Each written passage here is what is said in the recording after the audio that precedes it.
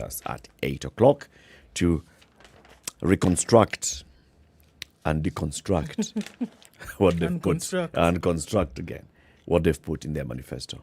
Keep it here for that and more. The computer is refusing. I'm telling you, this Wahala I don't understand this early morning. Talk to Ednah nicely. Ednah, come and help a sister. Bas. Do you have information on COVID? I do. Okay, tell us about it. I tell you what's going on. Yes. All right. So we're looking at now global numbers of 567,705,741. That's what we're looking at around the globe. Let's look at what's going on in Kenya. In the last 24 hours, 50 new cases from a sample size of 1160. That's from a sample size of 1,160, gives us a positivity rate of 4.3%. Good numbers, trying to get those numbers well under 5. About the third time that we've seen numbers sub 5 in the last 3 weeks, so this is a good thing. And it looks like as the weather will warm up, generally we're probably going into August with warmer weather, so it looks like the cases of COVID then will decrease because the weather factor, which yes, scientists are saying plays a role here, they're not able to connect the dots so that you can see very clearly what it is. But it has shown that as temperatures drop, the cases of COVID rise. As temperatures rise, the cases of COVID drop. And this is around the world. Okay? So that's what we're looking at with that. China COVID cases are climbing in new risk to economic activity. Bloomberg's reporting that China's daily tally of COVID-19 cases rose to the highest level in more than 7 weeks. Infections are spreading in some central, northwestern and southern provinces. The position of the government remains that the COVID policy is zero. So it's zero, no COVID policy. And they're going to do what it takes to make sure that COVID is kept outside the borders of China. And if this continues to happen, they're looking at another case of lockdowns around the country, which we know what happens in terms of economic activity around the country. 1 in every 18 people in the UK has had or has COVID. And those are the recent numbers that we're looking at. Remembering that on the western side of things, folks are going into the summer months and people are going to be traveling quite some. But you know what? They've been kept home for 2 years consecutively. And this is the time where folks travel the most. You have 70 to 80% of holidayers traveling outside of the country, whether you're looking at the United States, whether you're looking at Western Europe, France, Spain, Italy, etc., etc. So look, people are going to be traveling, and they said, look, not indoors, not another summer indoors.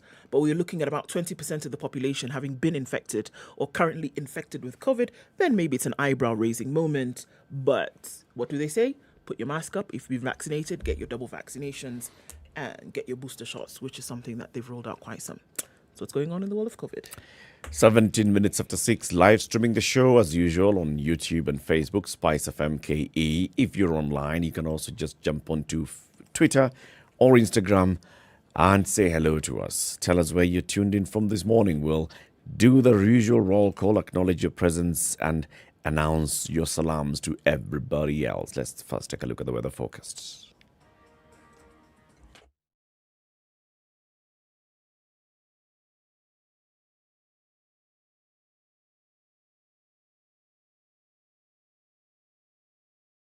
SpiceFM. It's getting hot in here. Oh, everybody steals. It's better a thief who brings something small back. And I say to myself, there's no better thief. A thief is a thief, period.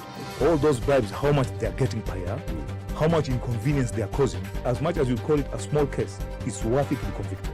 The truth is, we are a tribal nation. Because if we were not tribal, and I want to go back to this, you cannot continue walking around with a mug which is clean outside and it's rotten inside. We have become a fuliza country.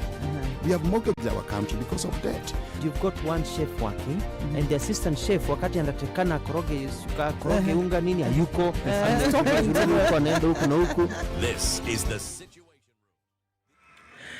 It's 15 degrees and cloudy conditions in Nairobi. We'll see highs of 20 and lows of 14 today. 14 and cloudy in Nakuru, highs of 23 and lows of 13. It'll go to highs of 19 in Nyeri, where it's raining this morning at 12.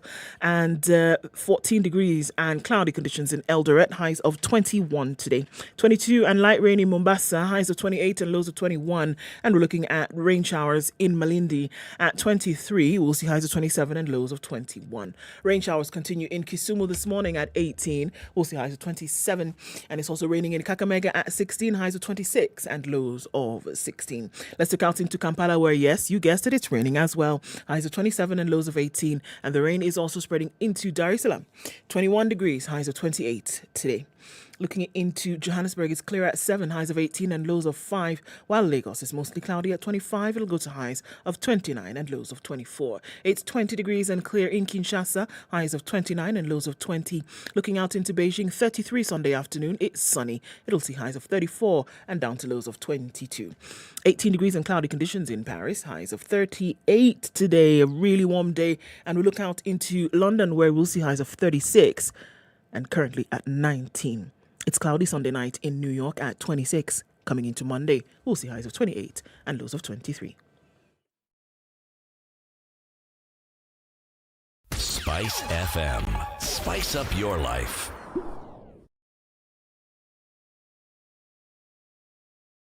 Mature, intelligent talk every morning. Spice up yourself.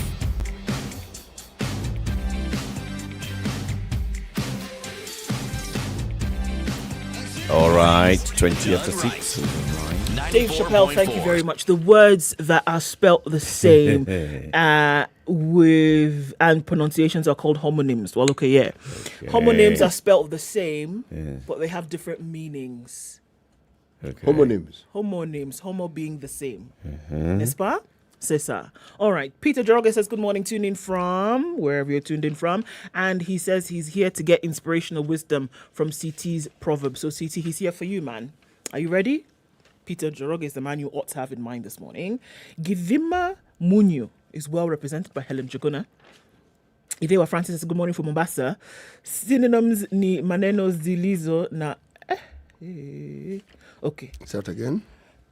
Synonyms ni maneno zilizo na maana sawa. I don't know. But just... Same meaning. Okay, sawa. Now, Mandlake Kemboy says, knitting is kufuma. Kuna hiyo pia. Kufuma. Ile fuma ile. We live and learn. Alifumaniwa. He was knitted. Alifumaniwa ni mikora. David, so you're either loved or locked in. Well, that's great. Either one, we'll take it. Yes, tuned in from Nyakaro. Karaoke Gishero says, Happy New Week to everybody. Dennis Kiroi says, good morning, watching live from Sigowet.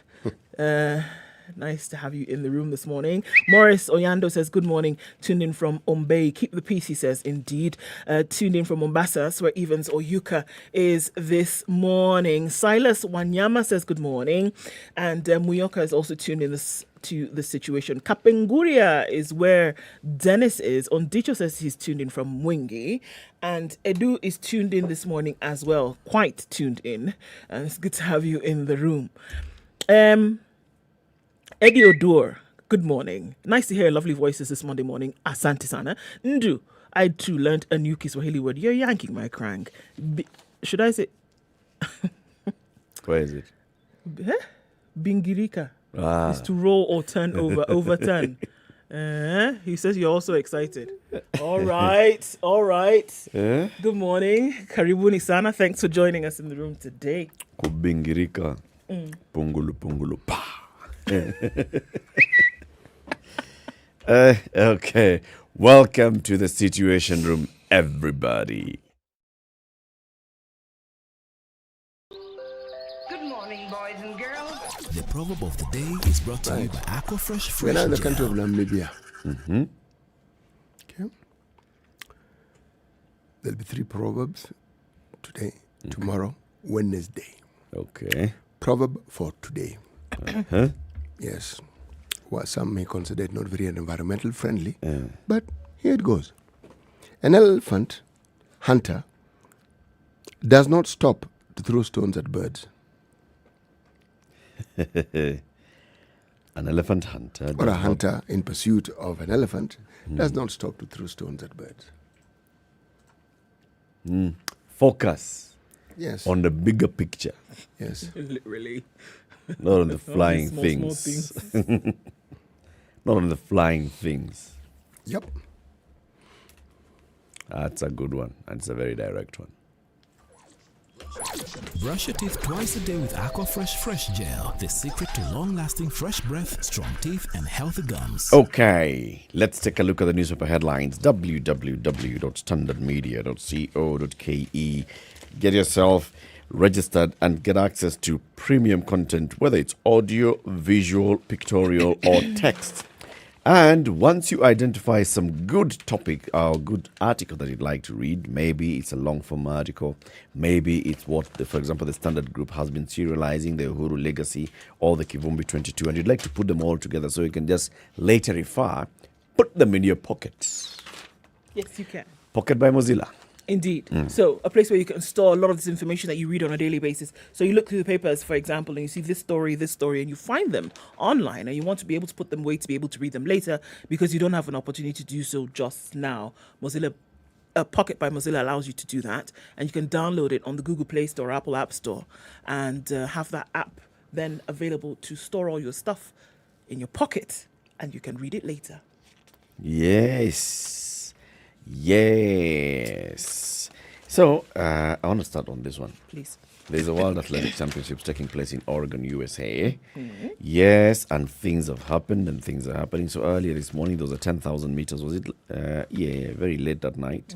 10,000 meters finals for men. And Ugandan took gold. Kenyan took silver. Ugandan took bronze. Well, Which race was that? 10,000 meters 10,000. finals. It was a big one for the Kenyan, and because of the run up to this, he had fallen. His name is Mboro. He had stumbled at some point, got up, and went ahead to secure the silver, which was a good thing. The other, of course, bittersweet things whenever you see that it's not an Ethiopian up there on the podium. You feel, yes. However, Helen Obiri got the 5,000 meters, silver as well. Kenya will have to wait for another 1 year to reclaim the women's 10,000 meters title at the World Athletics Championships that run in Budapest, Hungary next year in August. The nation has not won gold in the race in the last two editions of the Global Showpiece, 2017 in London, Doha 2015, and lost it on Saturday at the World Athletics Championships in Oregon, USA. Tirunesh Dibaba, who achieved back-to-back wins in Helsinki in 05 and 07, and who also triumphed in Moscow in 2013, is the only two-time world champion in this race. Vivian Cheruiyot won the title in 2011 in Daegu, South Korea, and regained it from Dibaba inside Bird's Nest Stadium in Beijing in 2015. This one, how it went, is that Letesenbet Gide of Ethiopia won the gold, Helen Obiri of Kenya won the silver, Margaret Chelimo of Kenya won the bronze, and Sifan Hassan of the Netherlands got fourth position. Omanyala, of course, we saw over the weekend bowing out of the semi-finals. The Africa 100-meter record holder failed to make it to the final, the 100 meters, after finishing fifth in the semi-final early yesterday morning. So it's a mixed bag of goodies for Kenya in this particular championships and whatever is happening in Oregon. It's a world championship. Huh? There are many countries who feature and never get even a single medal. Yes. I, as a Kenyan, I feel disappointed, and this is now the tyranny of habit. I'm accustomed to seeing Kenyans win. And I forget that other countries may see all this and they train better. They figure out, because many of these world champions actually come to train in Kenya. They do. Yes.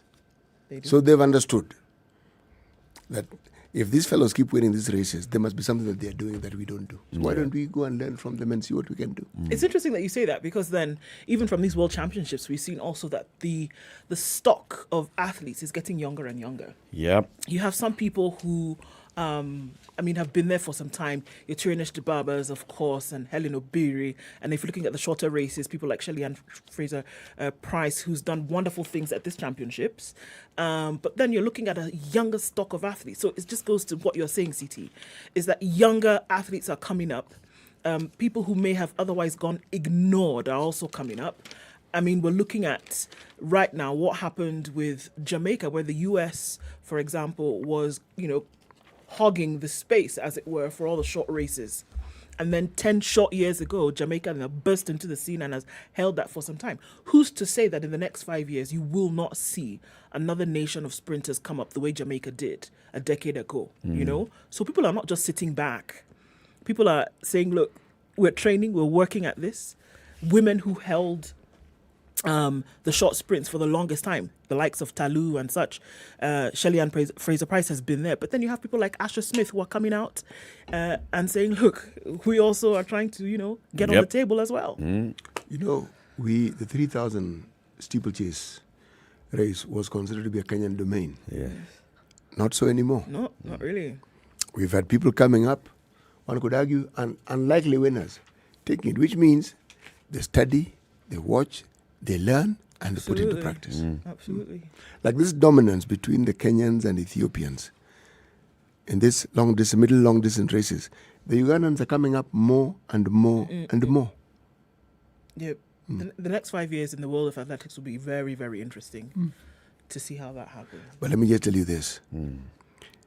You should see how these people train. They don't sleep and then wake up to go and run. No, they don't.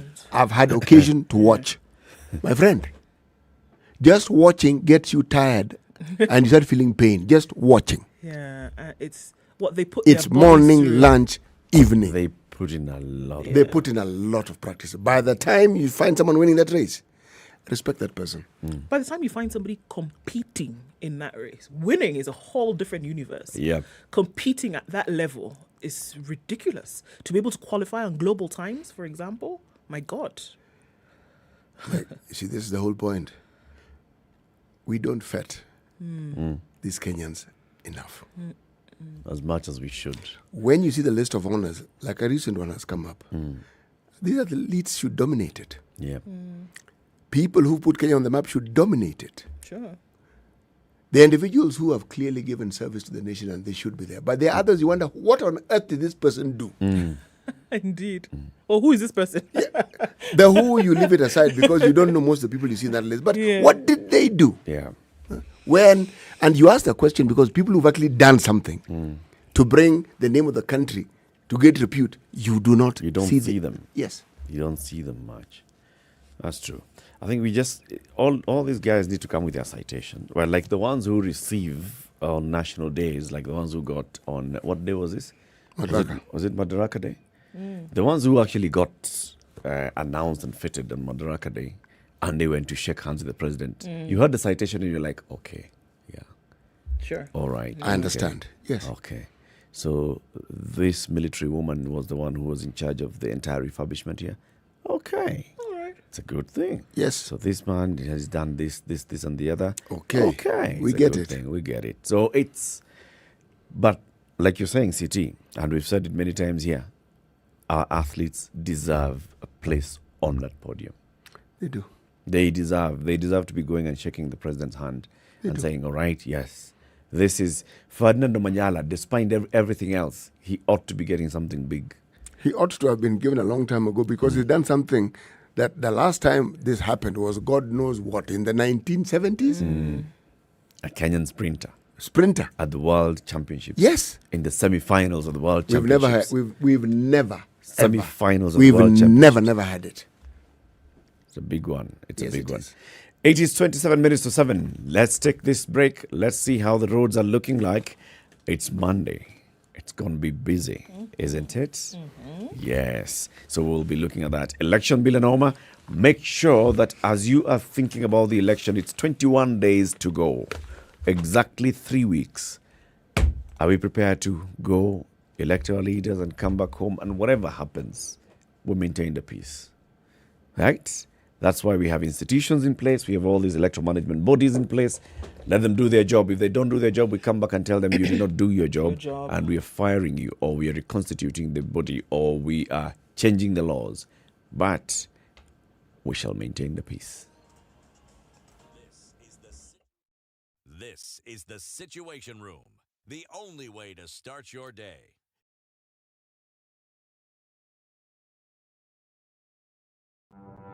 Have you seen them? Am I lying? Yes, it's a very nice outfit, I must say. Good Thank job. you. Asante sana. The compliment is well received. Good morning and thank you. Everyone in Wasingishu was asking me what channel is SpiceFM. 96.7. Tell them that, right? Yes, now they know. Thank you. It's a pleasure to be here. Pleasure to have you. you. What a beautiful studio, my friend.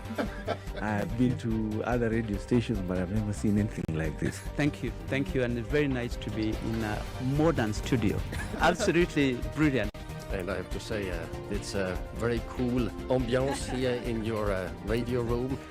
Just for our listeners, I think it is... Do you sometimes come across all this interesting and amazing content online, and before you know it, you're 10 tabs in?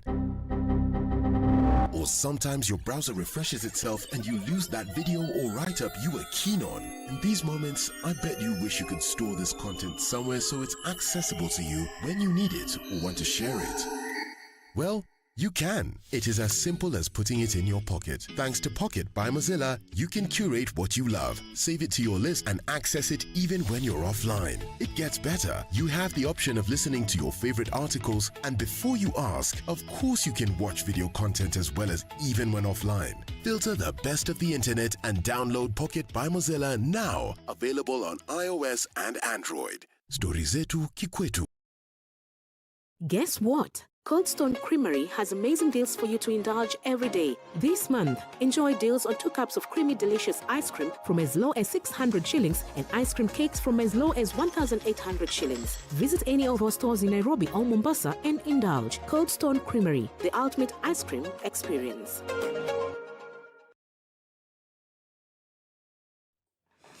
All right, so we're seeing some traffic on Mombasa Road today, and you know why? I'll tell you why. Because, as somebody so nicely put it this morning, a water bowser has decided to hug the expressway fence at the hill before annoying General Motors roundabout. Okay, so that's going to cause some trouble there because they're trying to get it off of the expressway, and it's going to slow things down considerably as you climb that hill, then coming into the city. Okay, so watch out for that. If you're coming in from Mombasa Road, inbound traffic has slowed down, especially around the Maradaima, and it's going to slow us down this morning. Or else, what are we looking at? Coming off of Thika Superhighway, traffic has also slowed down quite a bit, and we're looking at traffic then going towards the Pangani underpass. It's going to take us some time to get out of that, and it looks like we're getting into traffic hour early today because folks are up and about and things have slowed down quite some. Talk to us, guys. SpiceFM KE on Twitter. Let us know what's going on where you are, and let's keep things moving this morning.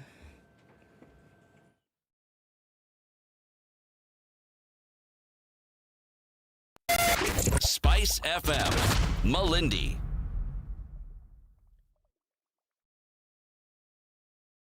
Mature, intelligent talk every morning. Spice up yourself.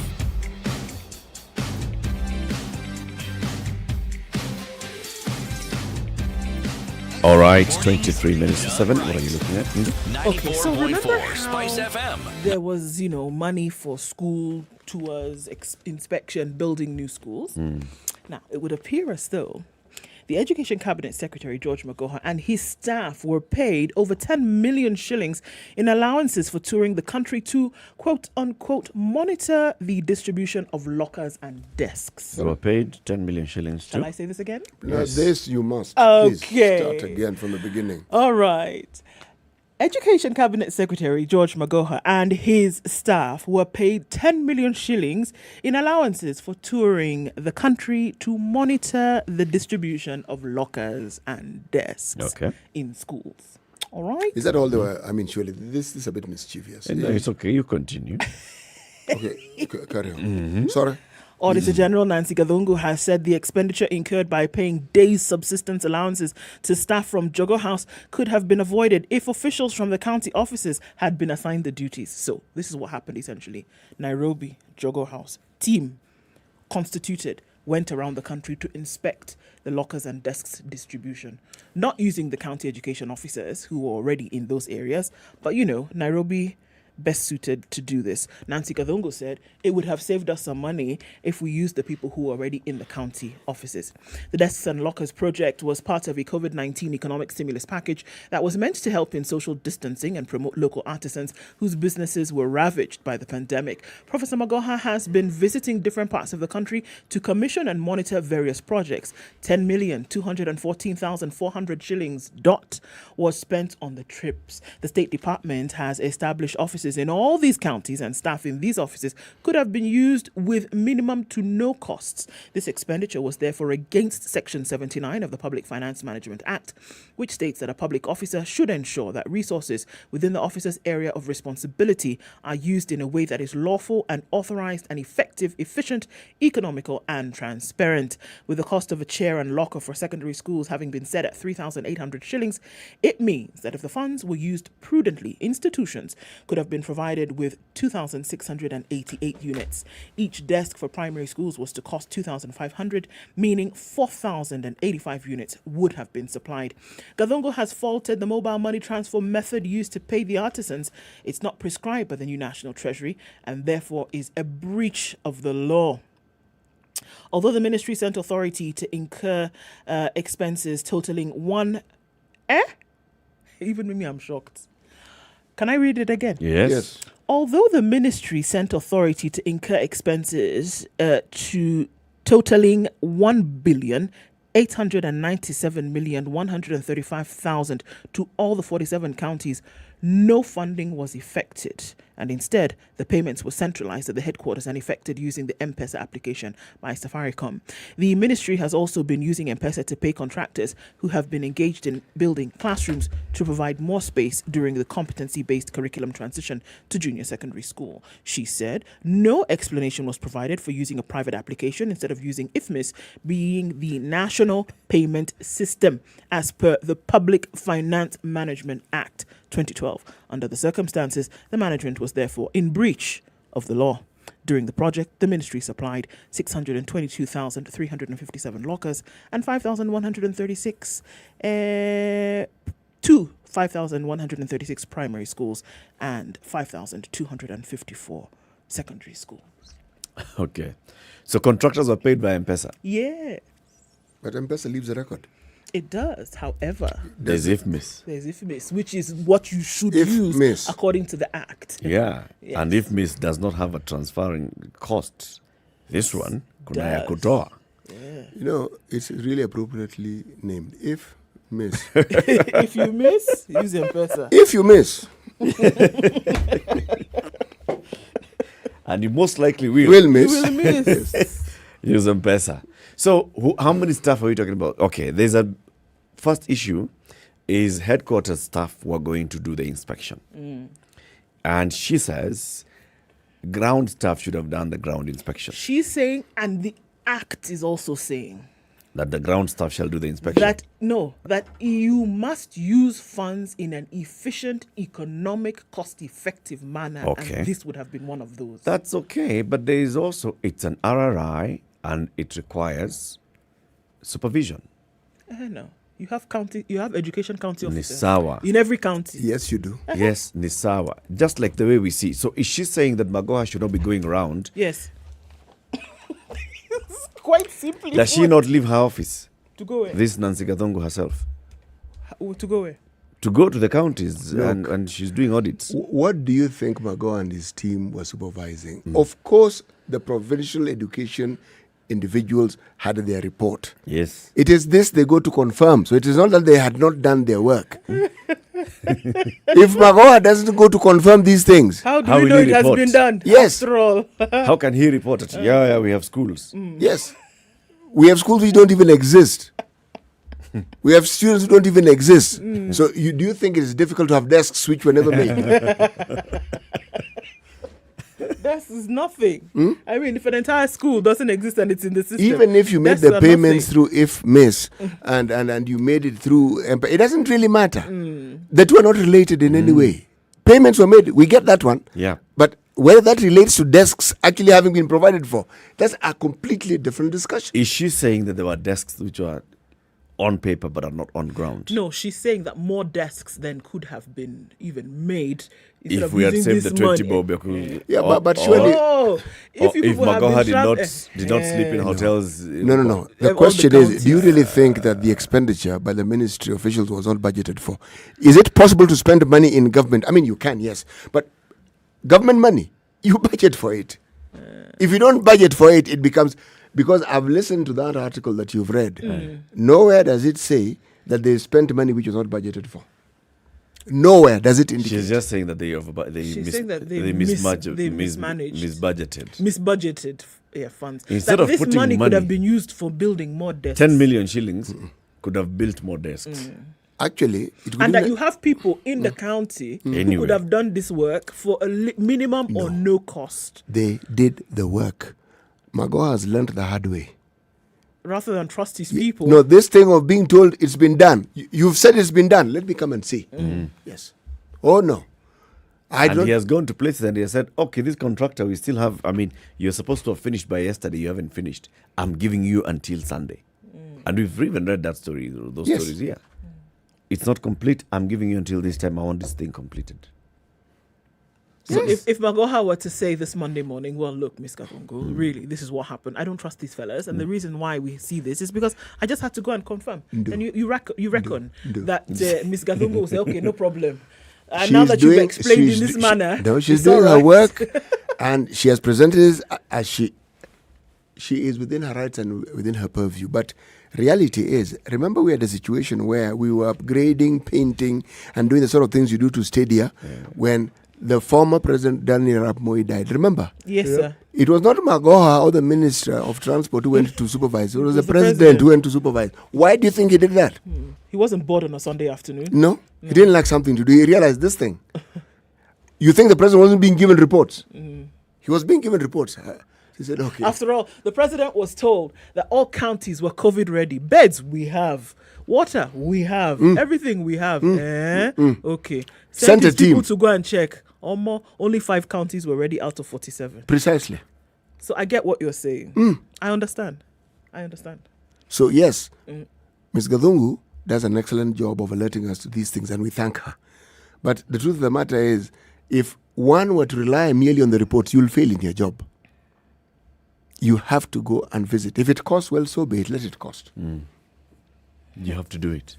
No, you have to. Let it cost. People in this country don't work without supervision. Not close supervision, Eric. Nobody. Very close supervision. Remember, we are a country where people do, most of the work is done by talking. Oh, if we've done. Or if we haven't done it, we will do. If we haven't done it today, we will do it tomorrow. If not tomorrow, what do you mean? It's on course. Yes. The year hasn't ended. Task force. Precisely. Yeah. So, you're a minister in charge of education. Do you want a situation where you are called, the Auditor General goes around and determines that actually nothing was done? Because that report also doesn't say nothing was not. Does it? No. This is not the issue of whether the desks and chairs and lockers or whatnot was actually sorted out. That's not the issue. Those were sorted because they even give us the numbers that were then, built for all the schools and how many schools then received. That's not the issue.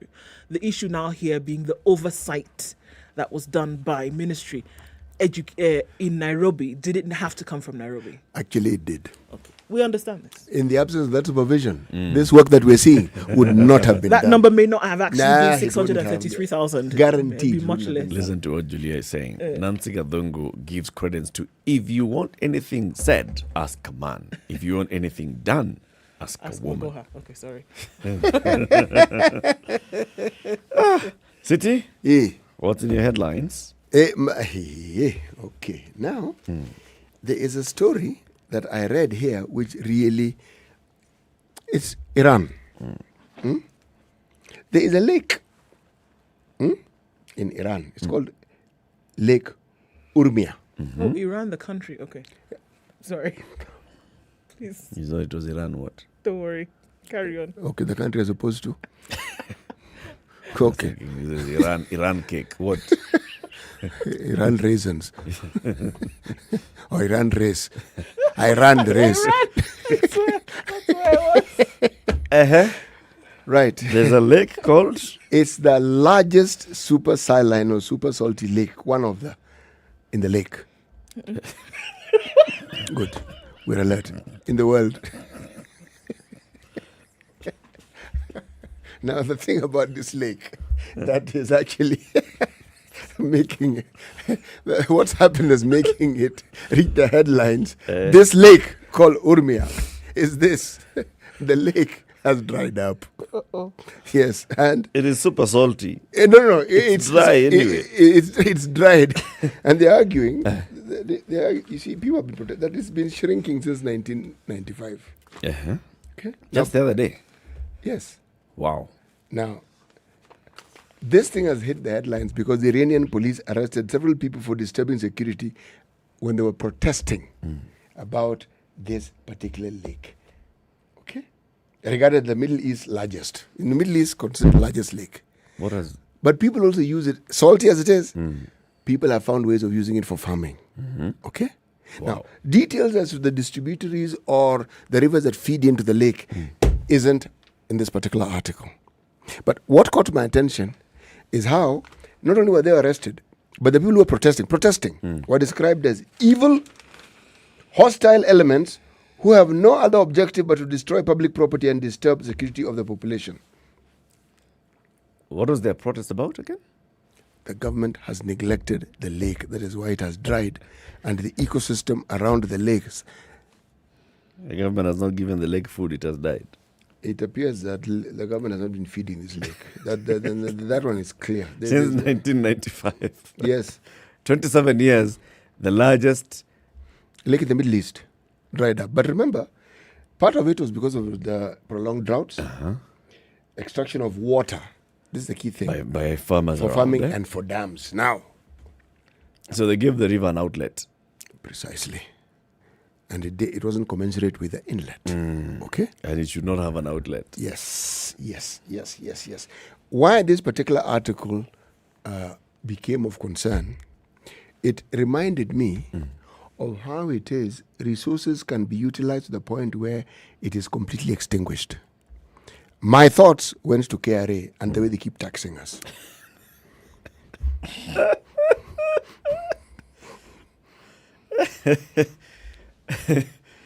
So we are a resource.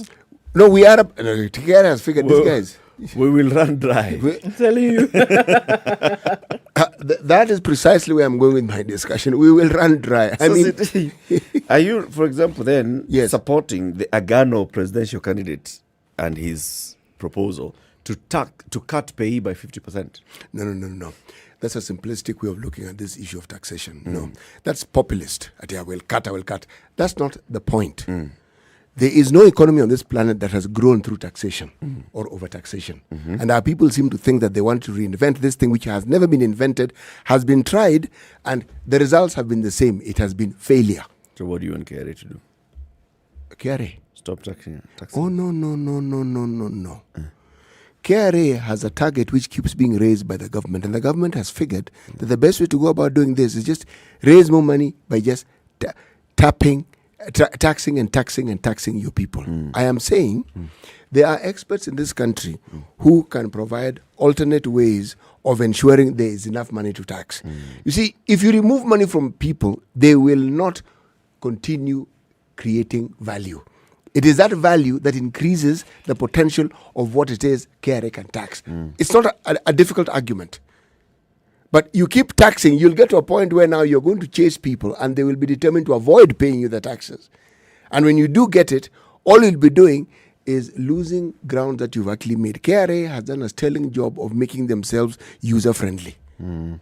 But the continued taxing, my friend, amidst all these other problems that are not of KRA's making, but are just a reality, rising costs of literally everything, you cannot have constant rises of prices in everything and then you also raise your taxes. You will create a problem. That's true. That's true. So let me give you some good news, and this is coming out of State House, Nairobi. The president of Somalia, the new president, is called Hassan Sheikh Mahmoud. He was only sworn in 24 days ago, And then he came to the country. 40 days after being sworn in, and 24 days before Kenya goes to the polls, he came to the country. And these frosty relations that we've been having, Kenya and Somalia. We even sent our ambassadors back to where they came from. We stopped KQ flights going there. We stopped the export of miraa into Somalia. This president came, and all those things have been ironed out. Now, miraa, Kenyan miraa. Direct. Twende. From this Friday, Kenya Airways. Tunaenda. Communique released at State House, Nairobi, following the official visit of Somali President Hassan Sheikh Mohamud, says, in lifting the ban on miraa, President Mohamud demonstrated the urgency in rebuilding ties with Kenya, stating that he is ready to repair relations with Nairobi on account of mutual respect to enable the two governments tackle common challenges facing citizens of the neighboring countries. With regards to KQ flights, the communication signed by Kenya's Principal Secretary in the Ministry of Foreign Affairs, Ambassador Kamau Macharia, and Somalia's PS in the Foreign Affairs Ministry, Mohammed Ali Noor, the leaders have agreed that the scheduled flights to Mogadishu resume immediately based on the existing bilateral air service agreement. The president and his Somali counterpart further sought to improve related travel bureaucracy by directing the relevant agencies to implement the issuance of courtesy visa fees free of charge on arrival. They similarly underscored the need to process visas for holders of ordinary passports as soon as possible, preferably within 10 working days. This is a good thing in that Kenya and Somalia, there was now that tension because of the court cases, the maritime issue, the election that was coming, the former president, Farmajo, just taking a hard stance, despite all the efforts at reconciliation not working. New president comes in and they're like, it's okay, we can do the basics. Bring your miraa, let's find ways of getting along as the good as we resolve the other bigger issues. Okay? I think there's some madness that is taking place in this country. Okay, madness. Oh, okay. No, it's absolute madness. Okay. It's the headline of the Business Daily. Yeah. Governors, SRC fight over 2.3 billion exit pay. This one I have to read. Read it. Okay. The Salaries and Remuneration Commission, SRC, has opposed in court, a bid by outgoing county governors and the deputies to pay themselves 2.3 billion annually in retirement perks. By the way, it's not just for 1 year, annually as is for life. I'm just going to continue. The SRC, which advises the government of the wages of public sector officials, say the payout is not sustainable and an additional burden to taxpayers. The lake? Okay, here. Governors and the deputies are seeking a lifetime monthly pension. Lifetime! Of 739,200 and 700,000 respectively. Every month, lifetime. Each. Each. I'm reading it. Yes, when I told you that I want to read about some madness that is taking place, you will see where I'm going with this. Respectively, in line with payments offered to retired presidents, deputy presidents, and chief justices and parliamentary speakers. Okay? Besides the monthly payout, they're seeking, besides the amounts I've mentioned, they're seeking a lump sum payment equivalent to their 1 year salary. Lump sum. This salary, this 700 thing. Times 12. Times 12, okay? Put in account once. Yes, once. And then also, that's not enough. 3,000 cc four-wheel drive car, fuel allowance, a driver. Okay, I understand the madness. Should I continue? No, please. It's okay. You go on, Bana. See, this is Kenya. Fuel allowance, a driver, personal assistant, a medical cover for local and overseas treatment. And why not? The question I want to ask is, why not? What for? All this time you've been working. If somebody is a vice president and they get home, they go home and they get paid this. Yes. Somebody is a chief justice. Yes. They go, chief justice, okay. Yes. Speaker of the National Assembly, they go home, they get lifetime pension equivalent to a percentage of their last salary. Yes. Why not a governor who's been elected by the people for 2 terms? Because that particular governor is a governor of his county, not the country. Yes. So let his county give him the money if they can put it aside. Better still, with all the money was being paid, that county is not in the country. Take the requisite insurances and pensions and whatever else that you think you're going to need after your term. This is where the issue comes in, discrimination, City. It is not discrimination. They'll go to court and say, look, the chief executive of the country, we are one country, 48 governments. The chief executive of the national government goes home, Uhuru Kenyatta will get all these things. Yes. Okay? Yes. the president of the Supreme Court goes home, he gets these things. Definitely. David Maraga and Professor Mutunga. Excellent. Clerk of the National Assembly, CLA, and the others go home, they get. Yes. Speaker Justin Muturi go home, and he gets. Yes. Why not FCPA, His Excellency, Honorable Wycliffe Ambetsa Oparanya? Where does it stop? Because then, where does it stop, Eric? Where it's does not it stop? stopping. Members of Parliament are getting anyway. Where does it stop? These are national figures, not county officials. Where does it stop? MCAs? I mean, They should while also you're at get. it, While you're at it, yes. give it to CSs. They should also get. Give it to PSs. Those ones are getting. County secretaries. They should get. Yeah, but you see, my friend, the PSs are permanent and principal individuals. No. PSs serve on contract. Yes, Baba. The contract. They're hired by the president, they're fired willy-nilly. What? Nope. For the longest time, they were permanent and pensionable. We are no longer. We're not talking about for the longest. Are We're you talking about the saying that current they didn't principal carry- secretary. Shikatai, are you saying they didn't carry over whatever work experience and remunerations that they had before they were now appointed and unappointed? PS today, CT, you are appointed PS. You're getting a contract. It's not a permanent pensionable job. Eric. Raisi akisema unaenda nyumbani, unaenda nyumbani. And the other Kazi, officials and the kwisha. other officials within the ministry? Those ones are the other officials. Those are permanent and pensionable. And if you rise up, so all the benefits disappear and dry they up? go away. Let's take a break. Let's take a look at the news. We'll talk about this later. 7 a.m. Good morning. The latest news from around the world. 94.4 Spice FM.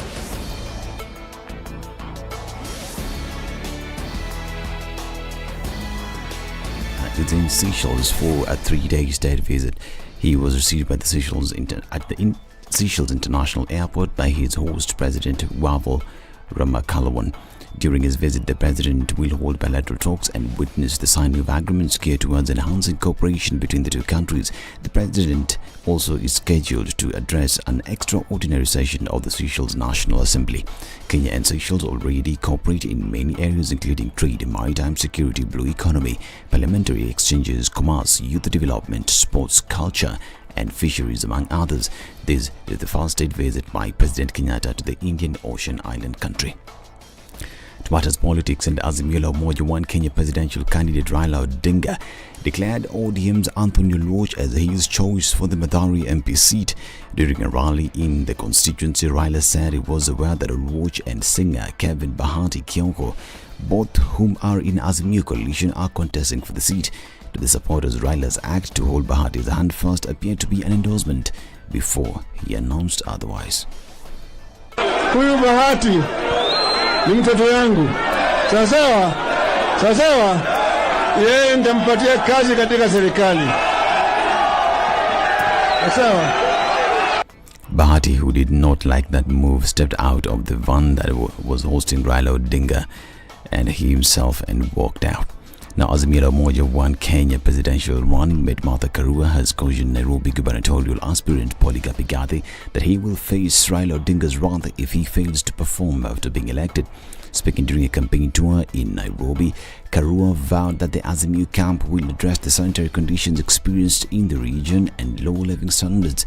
Karua added that Igathe will be responsible if he fails to execute his mandate to the satisfaction of city residents. Baba ashanena, ile nitaongezea ni moja peke yake. Ndivyo serikali ya Azimio iweze hiyo mipango yote. Lazima tupukuse wafisadi, waporaji wa mali ya umma na wizi wa mali ya umma. Mimi nawahakikishia, tukiwa nyuma ya baba, hatutacheza au kucheka na wafisadi. Pesa yenu itawafanyia kazi, na mimi namuomba Igathe akiwa gavana wa Nairobi awape watu wa Embakasi East mazingira mema ya kukaa. Taka iwe imeokotwa, mabarabara, huduma zote mpate kama wale wengine. Meanwhile, Deputy President William Ruto has promised to overhaul the Kenya Police Service within 100 days if he is elected president in the August polls. Speaking at Gashororo in Kiambu County, Ruto said the Kenya Kwanza government would restore dignity of the police. We are promising our men and women in uniform that they will have a professional job, that they will not be made to to run political errands for any leader or any political party. Their job will be to protect the lives, the property, the children, the businesses of every Kenyan so that Kenya is secure and we can grow our economy. Ruto said his government will set aside 200 billion shillings to boost industrialization to battle Kenya's worrying unemployment rate. The Kirinyaga County and Kirinyaga Governor Guru has asked the Interior Principal Secretary Karanja Kibisho to concentrate on selling Azimio candidate Raila Odinga and stop meddling in United Democratic Alliance campaigns in Kirinyaga. Guru said she will not be threatened or intimidated by Kibisho, while responding to claims by Kibisho that she was being shielded by goons during her political campaign rallies. Waiguru said the PS had failed in its duties of protecting Kenyans and has no business lecturing them. Speaking during a campaign rally in Kithiriti area of Nyangati ward, the governor told Kibisho that his days as PS for his interior are numbered and should therefore be more concerned about his retirement. And former Nairobi Governor Mike Sonko has trashed the Supreme Court ruling that dismissed the appeal challenging his impeachment and upheld it, thereby effectively locking him out of the race for Mombasa County's top seat. Sonko faulted the Chief Justice Martha Koome for being part of the 7-judge bench that delivered the ruling, claiming she was compromised. He argued that the CJ had previously already expressed her stand about his case in the media, an action he says showed her impartiality, thus arguing that she was not supposed to be among the judges administering the ruling. This is Newswire. I'm Dennis Aseto. Good morning.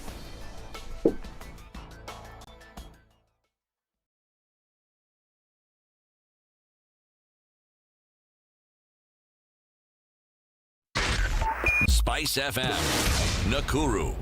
All right, a few minutes after 7 o'clock and traffic is built up going into the city, and we're looking at Uhuru Highway quite busy, then going past the Nyeri Stadium roundabout, well, what was the roundabout, and then heading into the city. That slows down as you get towards Haile Selassie. It's also built up quite some on the thicker superhighway. I'm looking at heavy traffic way past that outer ring junction. We're going well into Clayworks, probably into Thika County today. We knew it was going to be a busy Monday, and it's showing all of that on the roads today. Kiambu Road in and outbound traffic is crazy, and we're looking at traffic coming off of the expressway as well. James Gishuru touching on Wayaki Way, then trying to get into the city. Folks are then having to use Kuna Road, getting into the Red Hill Link Road. There's an option for you to get out of the madness that already is Wayaki Way. Ring Road Western's piling up some, and you're going to connect all the way through to Wangari Maathai.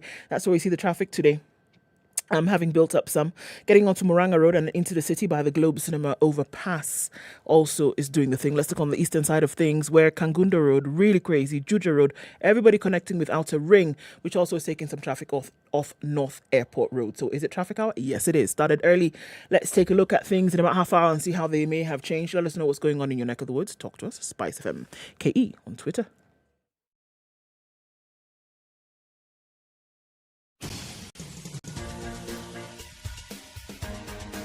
This is the Situation Room, the home of hard-hitting political commentary and penetrating insights about the state of the nation. This is a talk radio experience like no other. The Situation Room, a place for hard truths, debates, and elevated conversations. The Situation Room, witty, political, engaging, deep, controversial. In the room, we have C.T. Muga, researcher, academic, seasoned political observer, a fountain of wisdom in these politically uncertain times. Ndu Okoh, Nigerian by birth, Kenyan by choice, communications expert, Pan-Africanist, a truth seeker and believer in people power, and Eric Latiff, agent provocateur, the man in the chair, seasoned journalist, news hound, a man who believes in punching up, not down.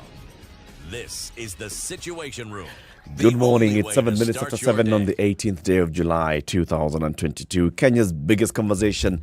On to the second hour of the show this morning. We have two guests joining us, two candidates for the Nairobi gubernatorial seat. Before we welcome them and introduce them onto the show, let's hear the day's proverb, City.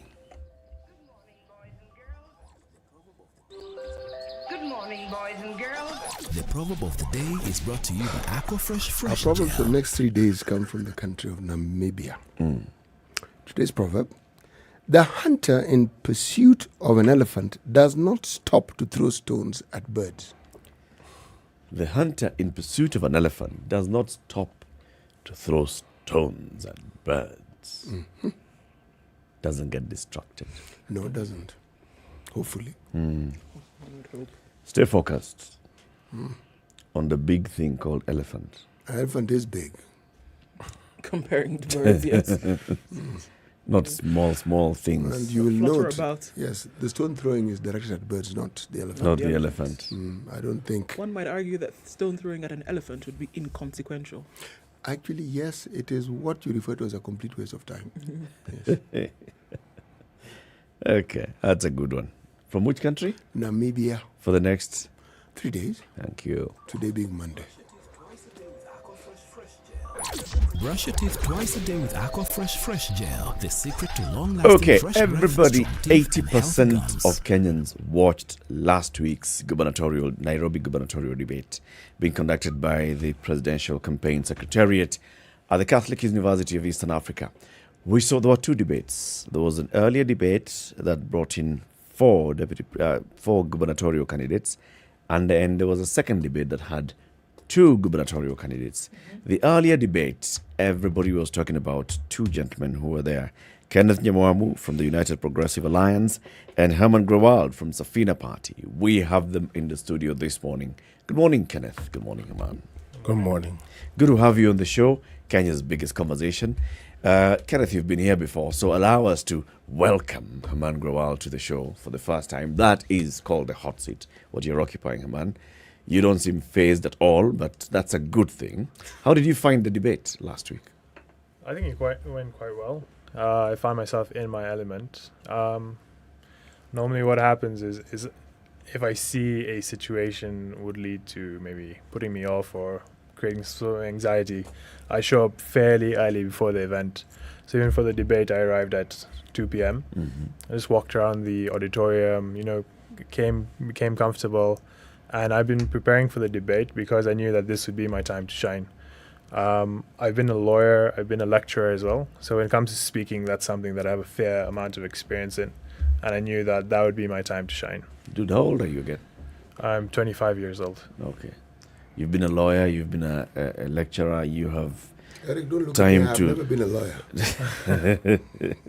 You've never run for governor as well, have No, you? oh, goodness gracious me. Never. No. Tell us about you. We didn't get an opportunity to actually get to know your journey to this point. Yep. Start from wherever you want to start. I was born 25 years ago. It's okay. Okay. Definitely it's been an interesting journey. I was born in Nairobi. I've grown up here as well. I studied at Premier Academy. This is a school in Nairobi as well. And then I moved to Strathmore University where I got my LLB degree. After procuring my LLB degree, I wanted to have a sort of gap year where, it's very interesting that the education system, you have to pick your entire life at the age of 16, 17. You decide that this is the career I'm going into, these are the subjects I'm going to study. So the same thing for me is like I decided I wanted to pursue law at the age of 16. And then until the age of about 21, I was in the legal field. So after I finished my law course, I went into working with my dad for about a year, where we did manufacturing. And then from that, me and my brother started a sort of organization where we manufactured gym equipment. So I learned how to design it and manufacture it. So that's where I dedicated most of my 2020. 2019, I also went into sports as well. I've also been a national athlete. I played kabaddi for Kenya, which is a form of wrestling. So that's something I did towards the end of 2019. Then in 2020 is when I now wanted to learn something more digital. Because I realized back in the day, it's we had the Industrial Revolution, and that's how a lot of people radically transformed their lives, is through creating industry. But now we have the tech revolution, and I was I want to see what's happening there, because in every industry we have tech being applied. So I went, I took on a few online courses, I studied how to do web development, graphic designing, and then I worked for a charity for about 4 months in Malindi, where we applied how tech can solve major issues major social issues in Kenya. Then after that, I went back to studying. I started a master's in tax at Kestra. But that's a course I did not finish. So I dropped out of that course because I wanted to pursue IT further. Then I started a project called KenyanLaw.com. This is a database that was aiming to be the largest database of free legal resources, services, and information in Kenya, so that you can understand how law operates in Kenya, like at a very low cost or for free. And then I got very experimental with IT. And then we came up with a sort of AI lawyer. And this is like a legal system that you could ask a question to, and it would respond and explain the legal process in Kenya. So a lot of people were getting frustrated with the law in Kenya because it was very difficult to understand. And the law exists to help the people in a country. So I saw there was a need to sort of simplify the law. And then this system came out. Once I made that system, I got a lot of national and even international recognition because it's the first AI lawyer in Africa. Then I moved on to, I was still in my experimental stage. I was like, what else can I try invent? Then we started building sort of virtual schools and hospitals. And I was like, these are solutions for like so many social issues. And we kept experimenting. We would go through Matara and Kibera and just talk to people and say, would these solutions work for you? And they said, most of them, the feedback was like, we don't understand IT. And I asked them, I was like, if I took you through an IT program for free, would you use these solutions? And most of them, like about 70% agreed. So we started a IT program for the youth. And we said, okay, you guys do these projects and then now teach the elders, much like how the youth taught the elders how to use WhatsApp in this country. So we kept doing these projects and we were transforming a lot of lives. I was like, let's push these projects and partner with the government. This is in January, February of this year. And I was sitting with my friend Maxwell. He's also from Mathare, and he's like, instead of partnering with government, what if you try to pursue a position in government? Why don't you become government? And I was like, is it possible for a 25-year-old minority to, pursue such a position? But I was surprised by the traction I received. I mean, like, I came with very sound solutions. We started off very small. And when we got backed by Safina, that's Paul Muta and Jimmy Wanjigi, I was also personally very surprised. But I explained to him the concepts and how it made sense. It was backed. It wasn't hot air. And I was selling tangible solutions. And then from there, we kept evolving, and I received a lot of traction. So let's see how far I can go this time around. So you're not in this to win it. You're in this to... I mean, ideally, I joined to win. And there's a lot I learned about politics since my first time in it, is that people don't really vote for the person that has solutions. There's a lot more to it. So I thought that in Kenya, this was the year that people would say, we're done with the government, we're frustrated, hands up, new government. Solutions. I thought because our whole party is pushing the Fagia Wote movement because a lot of citizens are so frustrated with government. If you just walk through the streets, forget this year, because it seems a lot of people have forgotten about the frustrations from government because they've been wooed by other mechanisms. But last year, or even 2 years before, you ask them, are you happy with your government? About 90% of people would be, no, we want change. We want a new government. But now come election time, it seems that we're just simply following the same route. And everyone that was in government is simply being still returned coming again. back. Kenneth, you've been here before, and we asked you the same question. You grew up in Kenya, then you went to America. You lived in America for a while. You've been coming to Kenya periodically. And we asked you, why have you gone into politics? And you said you also want to be the solution provider to all the frustrations that you and your friends and family continue experiencing. Your experience so far, does it mirror what Haman is telling us? That as you engage with the people, is there a disconnect between the frustration and their decision for the solution? One thing I've come to know about Nairobians or Kenyans as a whole is they gotta trust you, and it takes time to build trust. Sometimes they trust the wrong person. Sometimes they feel they are stuck in a loop to choose between this wrong person and this wrong person, and you choose the best of the two. But the disconnect comes with the issue of trust. They've said this before.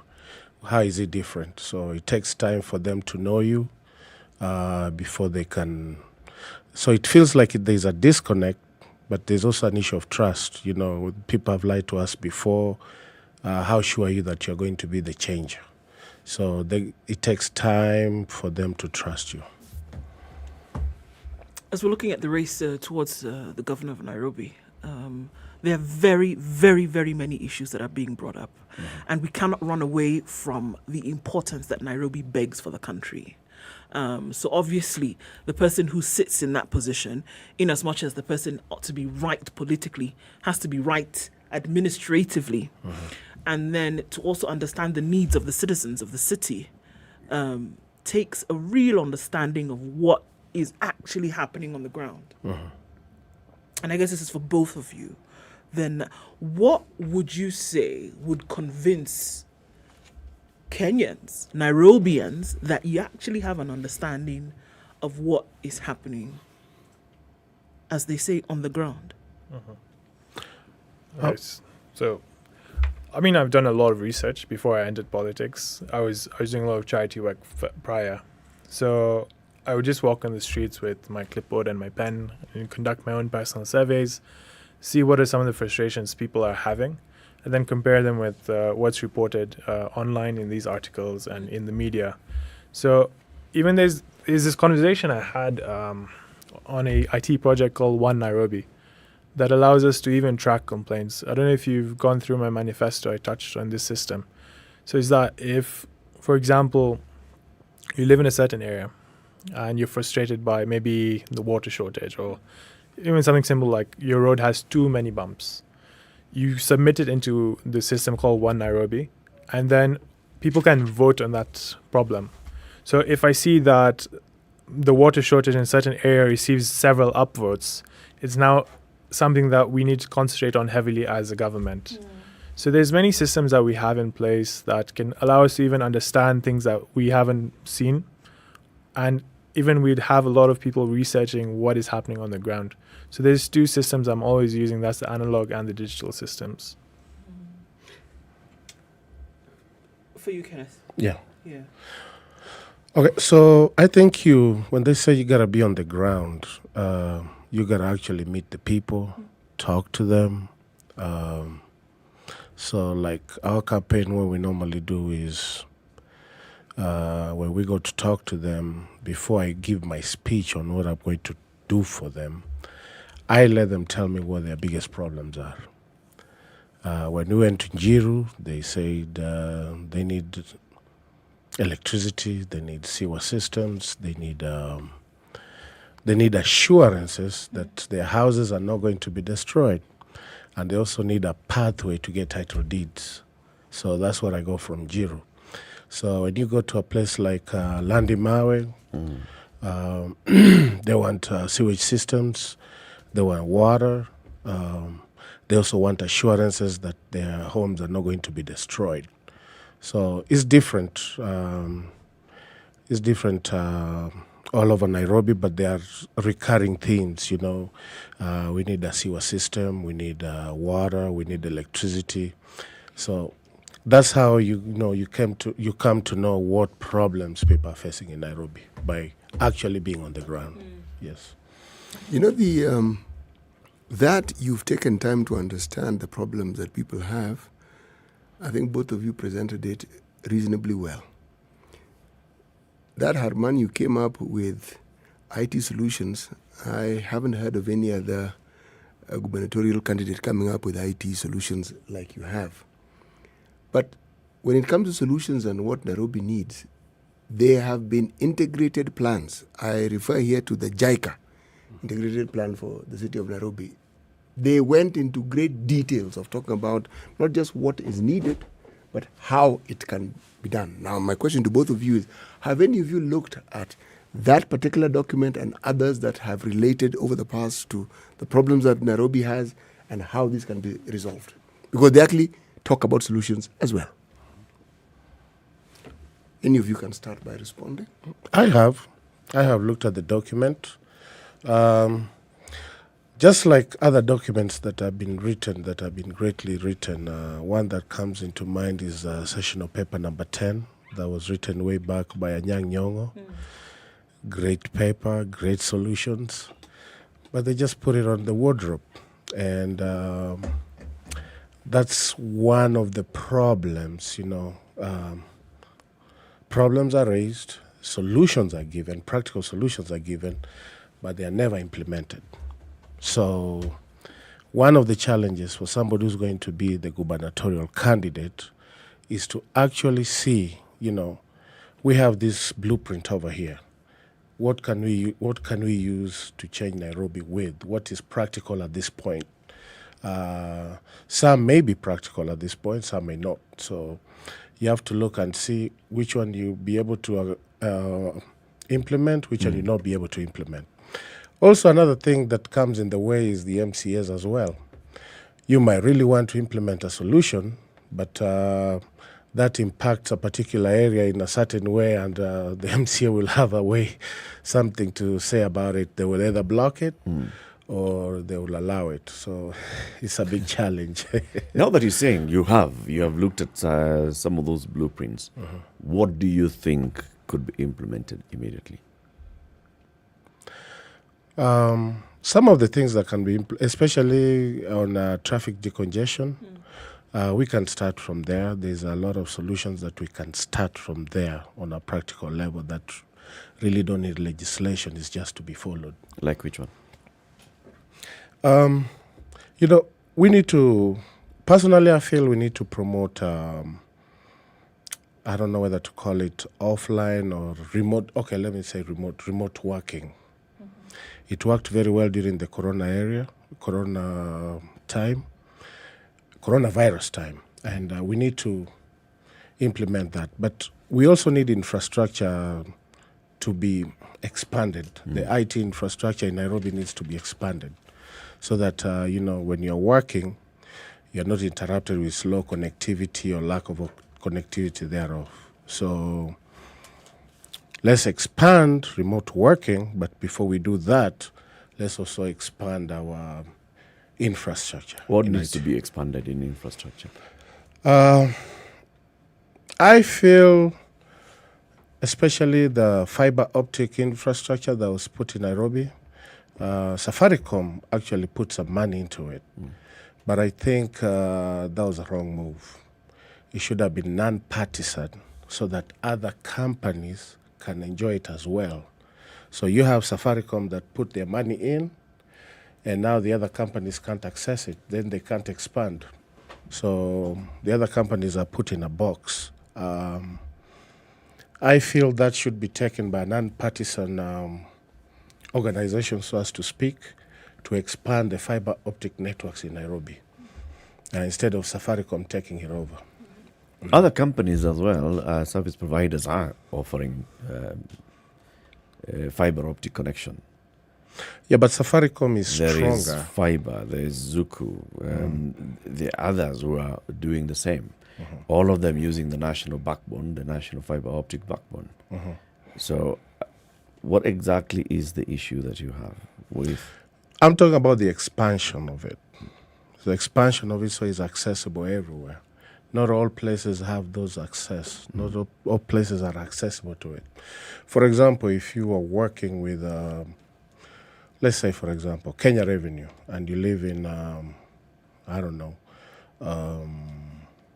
Ruai, for example, or Choka, for example, you might have some problems in terms of connectivity. Yes. Okay. Herman, what do you think is the solution towards the water issue in Nairobi? So there's certain things that come and jump out. I mean, it's sometimes not even necessary to go to the ground to hear what some of these issues are. Water, garbage. People have complained that Nairobi is a filth cesspit of garbage, right? The water issue is a big one. It's been there for 20, 30, 40 years in terms of people not being able to get a drop of water in their taps, right? So I can understand the technology aspect of it, but then there's a hand-to-hand thing that people have on a daily basis in the city of what they need. From what you look at, what do you think is the solution to the perennial water problem in the city? Okay. Also, some further background. I worked for a charity called WeMakeImpact.org. This is also a water charity. So I have a background in water. If you look at the water problem, it comes down to what and why. The what is the demand being too high and supply being too low. Again, I even spoke of this in the debate. Whenever you see a situation where demand is higher than supply, that's an economic opportunity. And if you don't have the facilities to accommodate that demand, you can borrow facilities or invite investors to facilitate that demand in a structured way that you can even make profit as a nation. So it's like inviting other countries to set up water plants in Nairobi, give them tax breaks, and then now you can also recover through other financial measures that are structured in that agreement. And at the end of the day, after a year, you'll see your water production is higher in Nairobi. People are receiving water, the government is receiving funding, and that's what I felt would be the approach for that.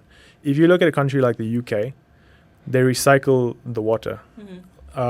So all your tap water, you can drink your tap water, your sewage water, everything goes into now a recycling plant. And there's an interesting factor, right, is that the water you drink from the tap in the UK has been recycled 7 times, right? So this is just, again, I know when we think of technology, it's not just IT based. Technology is through innovation. So even when we come to water, you can look at what are the innovative measures used to receive clean drinking water. Something we've set up in Malindi was a water project that was about 10 times cheaper than a borehole. We use natural systems such as gravel, sand, a bio layer that filters water, and the system costs us about 15,000 to set up. And a small community, about 50 people, receive clean drinking water from the river. So again, this showcases how technology reduces the cost of something and then can achieve the efficiency at even 200%. So that's my response on the water issue. On garbage, I've spoken on garbage. It's, for me, I have a huge level of OCD. Like, if I'm working in a certain space, it should not be cluttered, it should not be dirty, because it allows your mind to be more efficient. So even if you're in a city, if you look at a city like Japan or New York or Tokyo, all these areas are very clean. And there's a correlation between cleanliness and productiveness across the world. So this is something that, again, I said is of paramount importance to me. And we fit it into that generic question of what do you do in your first 100 days? Cleaning Nairobi would be something of like utmost importance to me. And I spoke of how, for example, if we litter this area, simply applying the lowest cost of labor, that's manual labor, someone just picking up the litter in this area costs us about 500 to 600 baht per day, and we're still able to achieve that.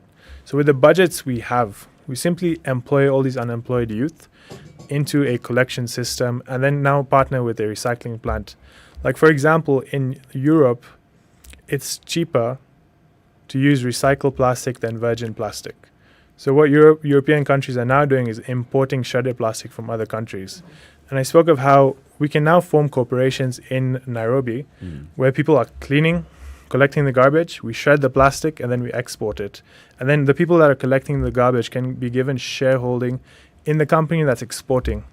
So not only would we be cleaning up areas, but now we'd be employing and also enriching the lives of these people. Let's take a break. Thank you. It's 7:30. This is Kenya's biggest conversation, the Situation Room. This morning we have 2 guests in the studio, both of them gubernatorial candidates for Nairobi City County. Haman Grewal from Safina Party, Kenneth Nyamwamu from the United Progressive Alliance, UPA. As we take a look at the weather and traffic and then come back to this conversation, Pocket by Mozilla is the app that helps you to organize. You see, Haman, you have high-level OCD, like you said. You just don't want to open your phone and find 17,000 tabs that are open. Yeah? Over compulsive disorder. Like, you're very particular about the arrangement of things. It's a thing that you don't have, City.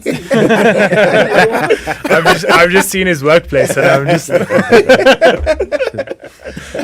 So Pocket by Mozilla helps you to organize, put all your things into one place which you can access later, even offline, which is a good thing. And you can download it on Google Play Store or Apple App Store. We'll talk about this a bit later, right?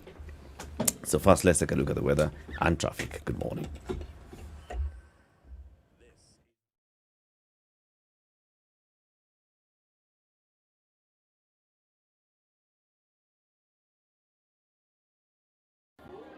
Mama King! Mambo poa, niuzie toothpaste ile hapa watatu. We nawe ati tatu nini? Toothpaste hapa watatu, yani Aqua fresh gel. Aqua fresh gel, hiyo ni gani tena? Wacha nikwambie. Aqua fresh gel ni dawa ya meno ya kipekee iliyothibitishwa na power ya 3-in-1. Piga mswaki mara 2 kwa siku na siri ya usafi wa mdomo, fresh breath, strong teeth na gums zenye afya bora. Tabasamu huanza na Aqua fresh gel. Do you sometimes come across all this interesting and amazing content online, and before you know it, you're 10 tabs in?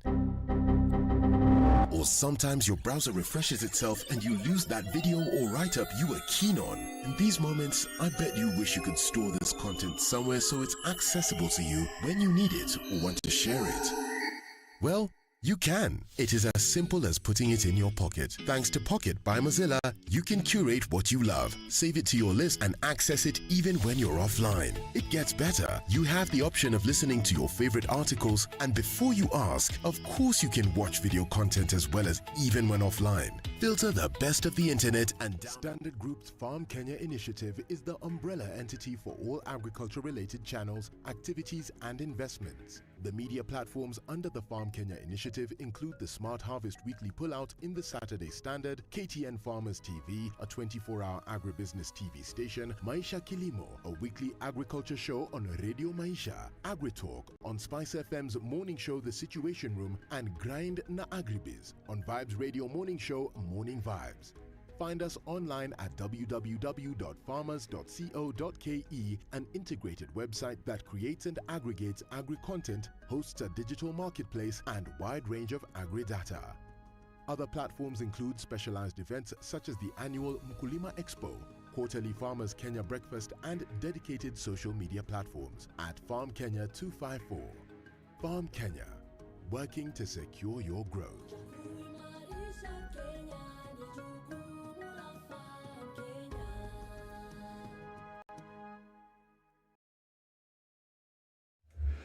Looking at a bit of a drizzle in Nairobi, mostly cloudy conditions at 14. We'll see highs of 20 and lows of 14. Cloudy at 13 in Nakuru, highs of 23, and we'll see highs of 19 in a rainy Nyeri this morning, currently at 13, and it's 14 and raining in Eldoret, highs of 21 and lows of 14. It's 22 and raining as well in Mombasa, we'll see highs of 28. The showers continue to come down in Malindi at 23, highs of 27 and lows of 22. The rain showers also continue in Kisumu at 20, highs of 27 and lows of 19. It's 26 rather, will be the high in a rainy Kakamega, currently at 19. The sun is out in Kampala. We'll see highs of 27 and lows of 18, and it's sunny now in Dar es Salaam at 22, highs of 28 and lows of 21. It's 7 degrees and clear in Johannesburg, highs of 18 and lows of 5, and we're looking at cloudy conditions in Lagos at 25, going to highs of 29 and lows of 24. 19 degrees and cloudy in Kinshasa. We'll see highs of 29 coming down to lows of 19.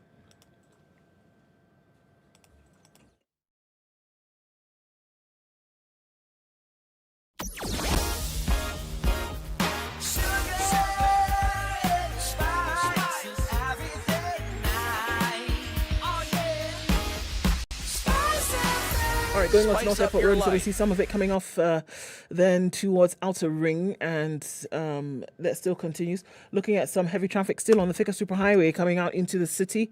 We're going to keep an eye on what's going on Mombasa Road, not to forget that accident that took place just at the expressway as you approach that Maradaima Hill, still causing a bit of an issue this morning with traffic then that is inbound.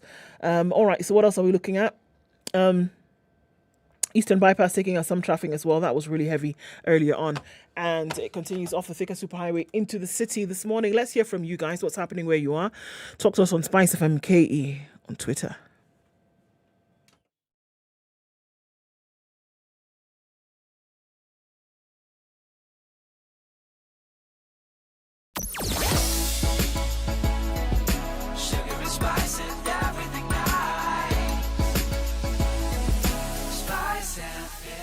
Spice up your life. Mature, intelligent talk every morning. Spice up yourself. It's 22 minutes to 8. The conversation continues with our guests this morning. Kenneth Nyamwamu, United Progressive Alliance candidate for Nairobi City County Governor, and Herman Grewal, Governor for Nairobi City County on the Safina ticket. Your host, Eric Latiff, Ndu Okoh, City Muga. A dog with a bone here. I like the thinking behind the solutions that you feel would be appropriate for the city of Nairobi, having put them into operation in other parts of the country, like, say, Malindi. But I'm back to that one point. There have been developmental plans and there have been master plans for the city of Nairobi for the longest time. And these have taken place over years, and they've detailed literally every problem you can think of, whether it is social, whether it's you name it. Now, I'm asking this question. When you look at the plans that you have and the thinking that you have, how does it fit into such master plans? The one I'm referring to here is the one done by Jaka. By the way, they've done fairly extensive researches for other towns in this country as well. But my focus is Nairobi. If you haven't come across it, tell me how it is you think that the plans you have will, A, being useful, I get, but will the people of Nairobi be able to resonate adequately for them to enable them to change their lives? Okay. I mean, there's two approaches we have here. The first one is we don't entirely have to reinvent the wheel, right? We can take a bicycle to a boda, right? So that's something that I've been thinking about. Is like, I don't entirely have to come in and say the entire regime prior was incorrect in their approach or the ideologies were incorrect. A lot of the plans they had were in line with what Nairobi needs, but what failed was the execution. So now again, how do we take the bicycle into the motorcycle, right? You look at what it is, what's working, and then now improve it, and then now take it to the next generation. So something I talk a lot on is tracking. With IT, it's so easy to track anything. I can track the progress of a project, like a daily level, the success rate, how many employees showed up, how much stock was used from the equipment we have. We can track a lot of things, even in terms of consumption of goods, in terms of consumption of water, where did the pipe burst, for example. And what I really want to do is now sort of take it to the next level, right? Because if we keep applying the thinking, fikiria ya zamani, we'll stay in those times. So what I want to do is not entirely reinvent the wheel, but improve it. I wanted to talk on those two issues that were raised, the water issue and the garbage issue. I'm a believer we start with simple solutions first. The garbage, we don't have a garbage collection system. We have people that collect garbage, but we don't have a garbage collection system.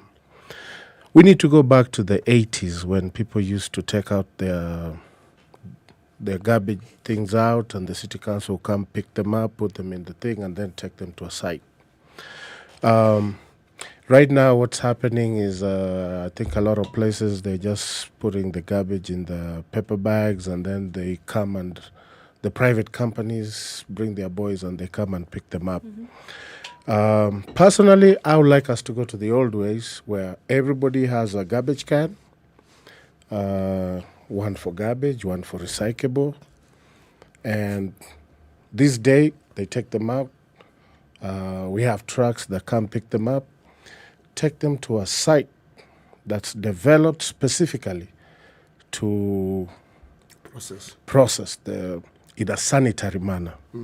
I see those boys carry them in their hands, and my heart bleeds because it's very unsanitary.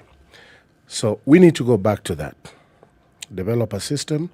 I know a lot of things are there in terms of, they call them the cartels. The cartels are there because, they want these boys, they give them a small cut and they keep most of the money. But the city needs to put their foot down and go back to a garbage collection system. If Somebody has to supply the cans, then we can give the tender out. If we don't have enough vehicles, we can give the tender out. But let's have a garbage collection system. If this constituency is Monday, this constituency is Tuesday, we know these days garbage is going to be collected here, and garbage that way we'll collect garbage in Nairobi. But part of understanding the solution, or rather part of arriving at a solution, is understanding the problem. What would you say the problem is? Because I think we often deal with, this is what I'm going to do about this, what I'm going to do about this. What would you say is the problem with the way things are happening today? A lot of companies took tenders to collect garbage, but they were not equipped. They were not properly equipped to process the garbage. They just come pick it up and go dump it somewhere, either in the door or whatever. But that's not how garbage should be collected. You're just picking garbage from one place and dumping it in another place. So, and I think those guys have stood in the way of developing a system because they don't want their money to be messed with. Yeah. So that's where the problem is.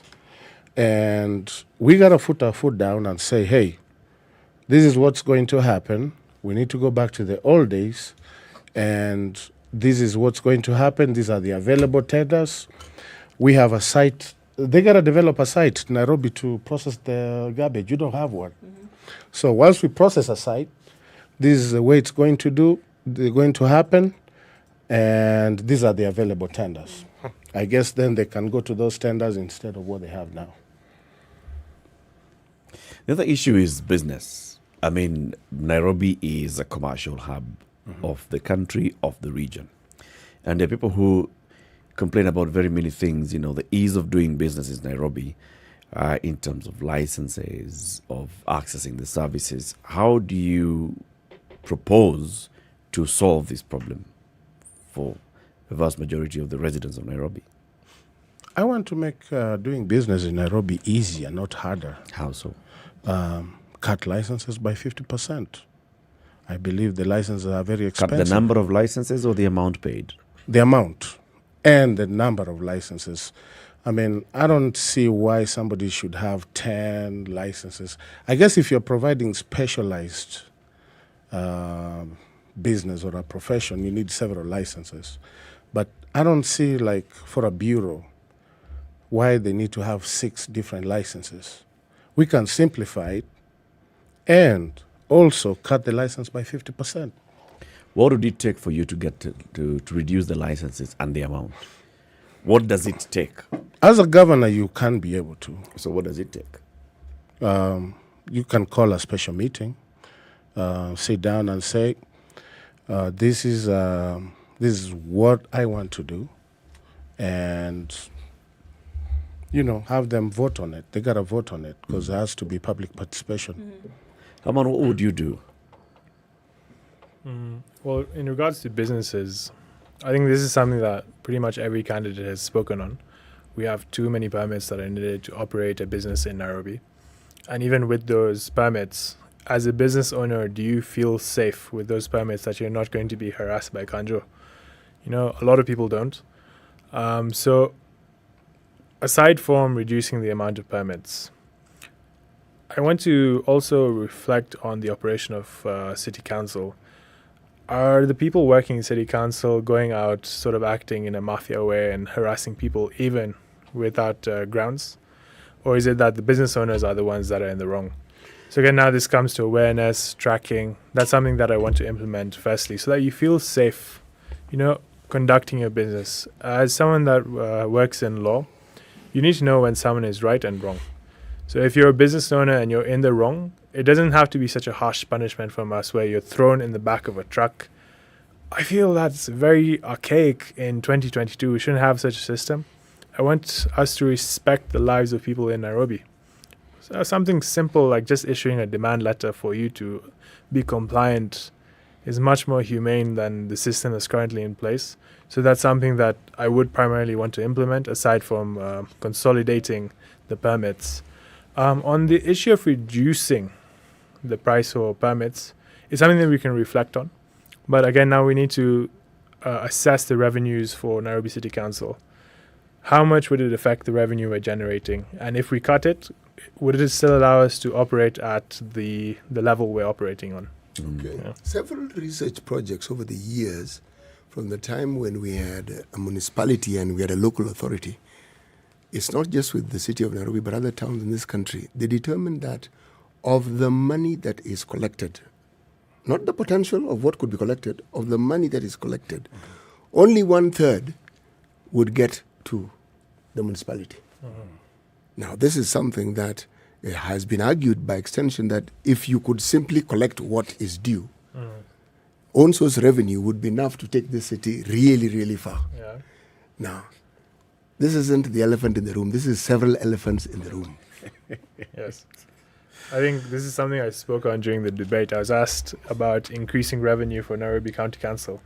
And I said, before we plan on increasing the revenue, is the revenue that's being reported the accurate figure? And I spoke on how we should remove the whole issue of cash. We should educate the people in Nairobi that you shouldn't be paying anyone bribes or cash at any point. And then now also I really want to push for the creation of ethics, because it's always two people that participate in corruption. Aside from, let me say, could be government. It also it's also the people on the streets that do participate, right? And if we can stop the people just by creating this camaraderie, pushing for the ideology and philosophy that you are committing to and participating in the problem you're complaining about. And if we change this ideology through engaging our citizens, I feel that would reduce this occurrence. Yeah.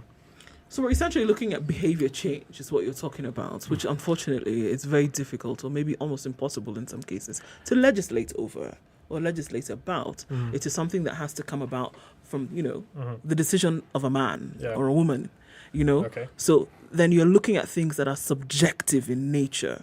How do you deal with things like that? Because I hear you saying that the bane of Nairobi's issues, then corruption lies at the heart of it. Right? Yeah. How do you change a mindset in order to bring about a tangible change? Okay. So just to clarify, essentially what I was saying was the provision of tracking.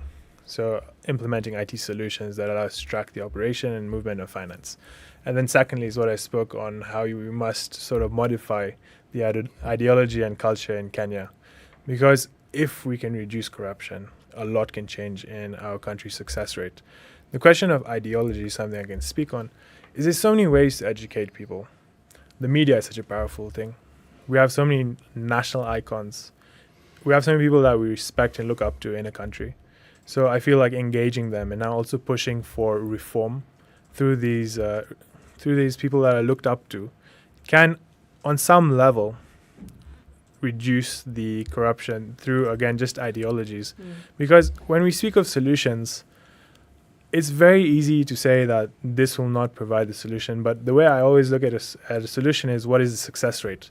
Because even if the success rate is something as low as 15%, that would still mean that we accomplished our goal by reducing corruption by 15%, which is a lot better than 0%. I think also we need to stop celebrating people that loot our public coffers. We do celebrate them, and it kind of seems like the more money you loot, the more of a celebrity you become. So that mindset needs to change to the point where, hey, we know you stole that money, but so what? We need to stop celebrating these people. How do you do that? Not electing them governors, not putting them in elective offices. That's one. Two, let there be now we have Twitter. And remember when they found out that the potatoes for KFC were not coming from Kenya, there was a big outcry. So things like that. We need to have these outcries, you stole our money, you did this, you ain't worth anything, so that it's not glamorous to steal money. That's number one. Number two, I think before we talk about this radical shift. The problem is if you're working in a place, if you're in a workplace, you are my boss. I am faithful. Let's talk about the police.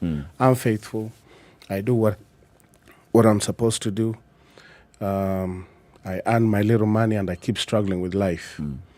Then my colleague, they pick all kinds of bribes and, they're building mansions, they're living the soft life. You are going to be naturally inclined to do what they're doing because they look like they are making it in life. But if we stop this mindset that, if I have big homes, if I have a nice car, palatial home, then I've made it in life, that mindset, and go back to doing what we're supposed to do. If I'm a policeman, this is what I'm supposed to do, and I'm doing my job. That very medium of communication that you've mentioned, social media, promote the very thing that you're saying we should fight. Yes.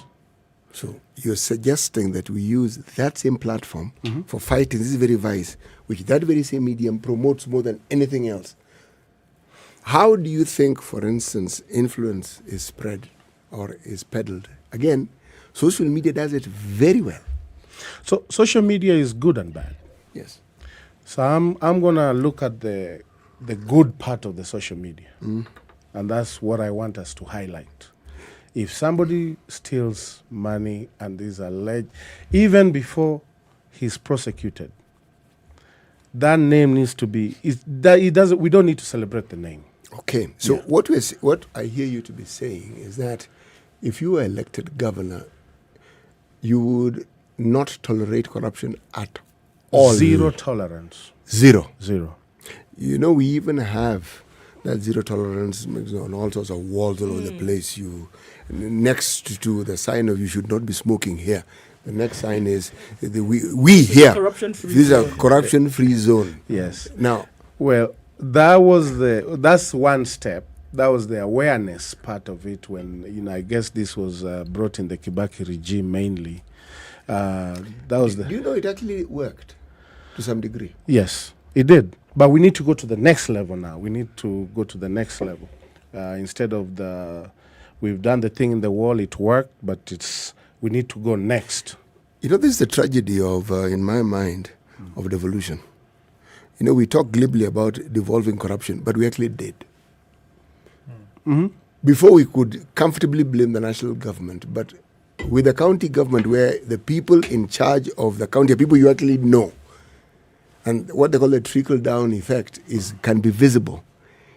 It actually made corruption normal because literally everyone you could think of or know of, you would hear, you may not know, you can prove, but you would hear that they're involved in some deal or the other. Why am I belaboring this point? Are you saying that if either of you is elected governor, that you'll have the backbone to be able to actually stand straight and fight this with everything that is within your means to? Okay. So, corruption is a very, very, very serious issue. I mean, if you look at a lot of countries in the world, a majority of failing countries are corrupt, right? So, before, it doesn't matter what project we're doing. For example, we could have 100 million shillings to open up free soup kitchens across Nairobi, but 90% is stolen, right? For example, then our success rate of achieving anything is 10%. So that's why I say if we can resolve corruption even at a county level, we can affect the entire country. And that's why I say corruption is a very serious thing. Everyone knows that this is what is keeping our country behind from evolving, is because whenever we start a project, we believe that a large percentage of it is not going towards that project. It's called budgeted corruption. So that's something that greatly frustrates me, especially when I'm walking through areas where people are really struggling. Like even during campaign season, people allegedly are driving with money, driving with cars that they've bought through corrupt means, through areas where people are only receiving 200 shillings a day. there's no sort of moral consequence in them. And that's something that's really frustrated me. It's also pushed me to run for office, is that even having a term of just 5 years with no corruption, even if we just take a break, even just 4 years, we take a break. You know, we say, take a break from corruption. Kidogo too, just 4 years, no corruptions. In the last year, be corrupt. You know, steal as much as you want to. Let's see where we'll go. But for just even 1 year, zero corruption, we can totally transform our country. Yeah. I just believe there's no consequences. So if consequences start happening, like the big fishers who have looted a lot of money start going to jail, to prison, that will act as a deterrent to... The thing is, here we are pursuing the little people. Small fish. The small fish are leaving the big fish. If we catch even one big fish, we'll reduce that corruption almost by 50 or 75%. Let's hope that big fish is not you, Kenneth. No, not me. The big fish are usually the governors. Yeah, but none of them has been taken anywhere. Yeah, you know, they've been taken to court. They have cases in court that are never ending. So it's not the person that just stole the money. We have a court system that lags and lags and lags and lags. When was the last time Kidero was in here? His cases are ongoing. They are still ongoing. Kenneth and Herman, thank you very much for joining us this morning. It's been an interesting 1 hour conversation. We'd like to have you again, and we wish you all the best as you continue the campaign trail. 21 days to go. We just want to send you back out there with a message of maintaining the peace, election bila noma. Tell everybody, penda jirani yako as we campaign. Thank you. Thank you. Herman Grewal is the Nairobi gubernatorial candidate for Safina, and Kenneth Nyamoamu is with the United Progressive Alliance. We've been here with them from 7 o'clock. Good morning. It's 8 a.m.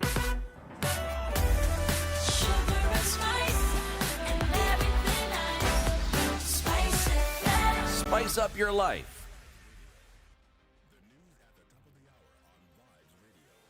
The latest news from around the world. 94.4 Spice FM.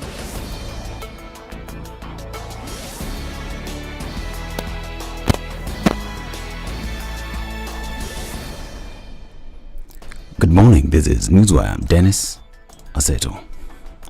ODM leader Raila Odinga has asked independent candidate Imran Okoh to step down from the Kibra MP seat. Odinga asked Imran that he steps aside and will put him into his government. Nataka mwambie kijana yangu Imran, mimi nitashika mkono yake. Awachane hapa sasa. Awaje mwalimu aingie ni. Nitapatie. Imran nitakuwa naye katika serikali. Sawa sawa, awache mwalimu aendelee hapa Kibra. Sitaki mnipige kura niende juu na huko chini mnapiga kura kwa adui yangu. Wataniweka mateka. Watanishika mateke. Gavana wa Nairobi, Polikapigade, Human Rep, Senator. The Azimio team further urged Nairobi residents to elect Azimio leaders into office so that they can deliver on their promises. Jamii maskini ni milioni 2. Na tunajua hiyo kwa kila mwaka ni bilioni 144. Tena mimi najua hiyo pesa nitapata wapi? Najua. Tuchague Raila Amolo Odinga awe rais wa 5. Mzee mwenye utulivu, mzee mwenye utu, baba wa mipango ya maendeleo na baba wa kusawasisha Wakenya wote. Waswahili wanasema kibebacho kikivuja nafuu kwa mchukuzi. Tupunguze mzigo, sio? Turudishe gharama ya maisha chini. Mpatie generals wake. Akienda bila wabunge hataweza kupitisha mswada. Akienda bila governor hataweza kutoa amri ya babake itekelezwe mara moja. Meanwhile, Deputy President William Ruto revisited the ICC cases accusing the Azimio team of being behind the tribulations at the Hague-based court. Ruto maintaining that it stood behind President Kenyatta and fought the cases together. Siku ile Uhuru Kenyatta alikuwa anahitaji mwanaume wa kusimama na yeye. Kitendawili alisimama na yeye. Yule mama Karua alisimama na yeye. Si ndio walikuwa wanatupangia tutupelekwe Hague. Hawa saa hizi na utapeli ati wanajifanya ndio marafiki ya Uhuru Kenyatta. Ni utapeli, si utapeli. Kama Uhuru Kenyatta angefungwa siku ile, hawa watu wangekuwa wanaongea nini saa hizi? Now, together with other leaders, he asked President Uhuru Kenyatta to stay away from politics and allow him to compete with his opponent Raila Odinga in the run-up to the August 9th elections. Ile tu tumemuuliza kwa heshima kama wale watu tumekuwa tukifanya na yeye tangu 2002 ni kwamba aachie sisi sasa, na hasa amwachie William Samoei Ruto hii mzee akitendawili apeleke nyumbani asubuhi kwa kura zenu nyinyi watu wa Gatundu. Mimi namuuliza tu rafiki yangu rais nikiwa hapa nyumbani Gatundu, tafadhali my friend, wewe wakati ulikuwa unanihitaji nilisimama na wewe. Ni kweli ama si kweli? Ni kweli ama si kweli? Tafadhali nakuomba my friend. Sasa wewe kwa sababu sishindani na wewe, si uniwachie tu huyu mtu akitendawili ni mnyoroshe. Now, the Kenya National Civil Society Centre has applauded the Supreme Court decision sustaining the impeachment of former Nairobi Governor Mike Sonko, saying, in doing so, the Apex Court upheld the spirit of Chapter 6 of the Constitution. The civil society group said in a statement to newsrooms that the court acted in accordance with the goals and objectives of the 2010 Constitution, which set high standards for those seeking public office. It said that the Constitution was not adopted for just cosmetic purposes, gave fresh impetus to efforts to secure adherence to the rule of law, and reminded Kenyans not to lose sight of the integrity required of those aspiring to positions of leadership. And emotions ran high at Mgeno village in Mwatate during the joint requiem mass of 7 victims who perished in a road accident at Taru area in Mombasa, Nairobi highway. The tragedy that happened over a week ago claimed 20 lives and left the country and county devastated, with religious and political leaders terming it as the worst ever accident in the region. The requiem mass was held at Mgeno Primary School to accommodate the large number of mourners who were turned up to offer their condolences to the bereaved families.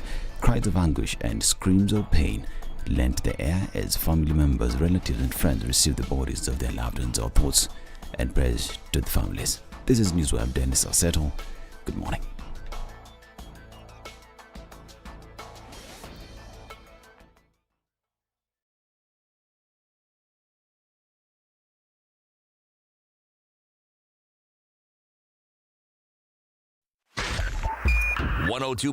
Still continues in most parts of Nairobi this morning, and we're looking at traffic still coming off Thika Superhighway. That was really heavy earlier, and we're looking at it coming off Outer Ring, way past that junction, well into Kiambu County today.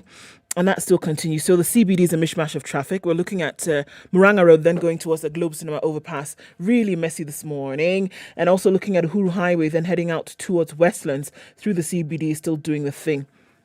That industrial area loop is still pretty busy. Lunga, Jogo Road. Likoni doesn't look too bad until you get to that Likoni interchange, then connecting with the southern bypass coming off of Mombasa Road. Kiambu Road, if we're looking back in that side of the city, is in and outbound traffic, really heavy this morning. James Gishuru was doing a thing earlier, but looks better now. As you get towards Waiyaki Way, that should be all right. Langata Road, really, really busy this morning. Getting towards that interchange is going to cause a bit of a headache, at least for now. Let's take a look in about half hour or so and see what it looks like. A few minutes after 8 o'clock, likely to get busier as we go ahead. SpiceFM KE on Twitter. Talk to us there.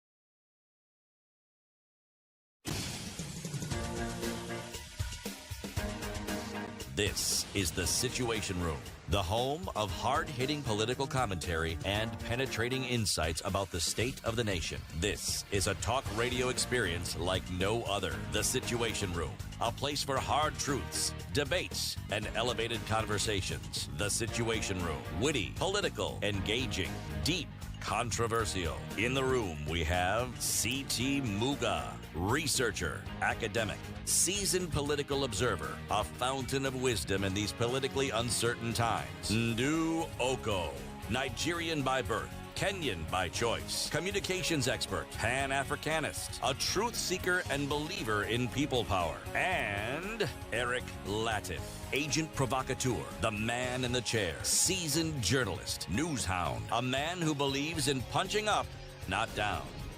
This is the It is 7 Situation minutes, Room, no, coming the up. only 8 minutes way to after 8. This is Kenya's biggest conversation, the Situation Room. Welcome to the third hour. Happy Monday if you're just joining us, the 18th day of July, 2022. We have a new guest in the studio, Dr. David Day, who's the economic advisor for the United Democratic Alliance and also the Kenya Kwanza campaign. Before we welcome and introduce him to the show, let's hear the day's proverb.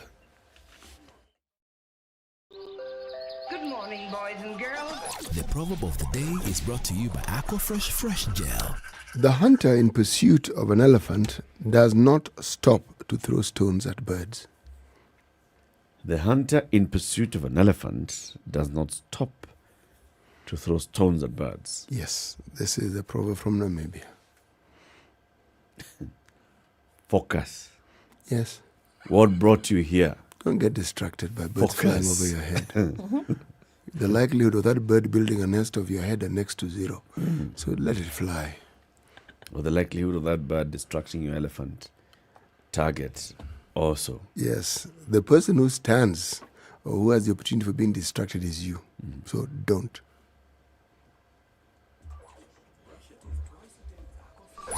Brush your teeth twice a day with Aquafresh Fresh Gel, the secret to long-lasting fresh. We are live strong on teeth, Spice and FM, healthy on gums. YouTube and Facebook, SpiceFM KE, on our website, www.spicefm.co.ke.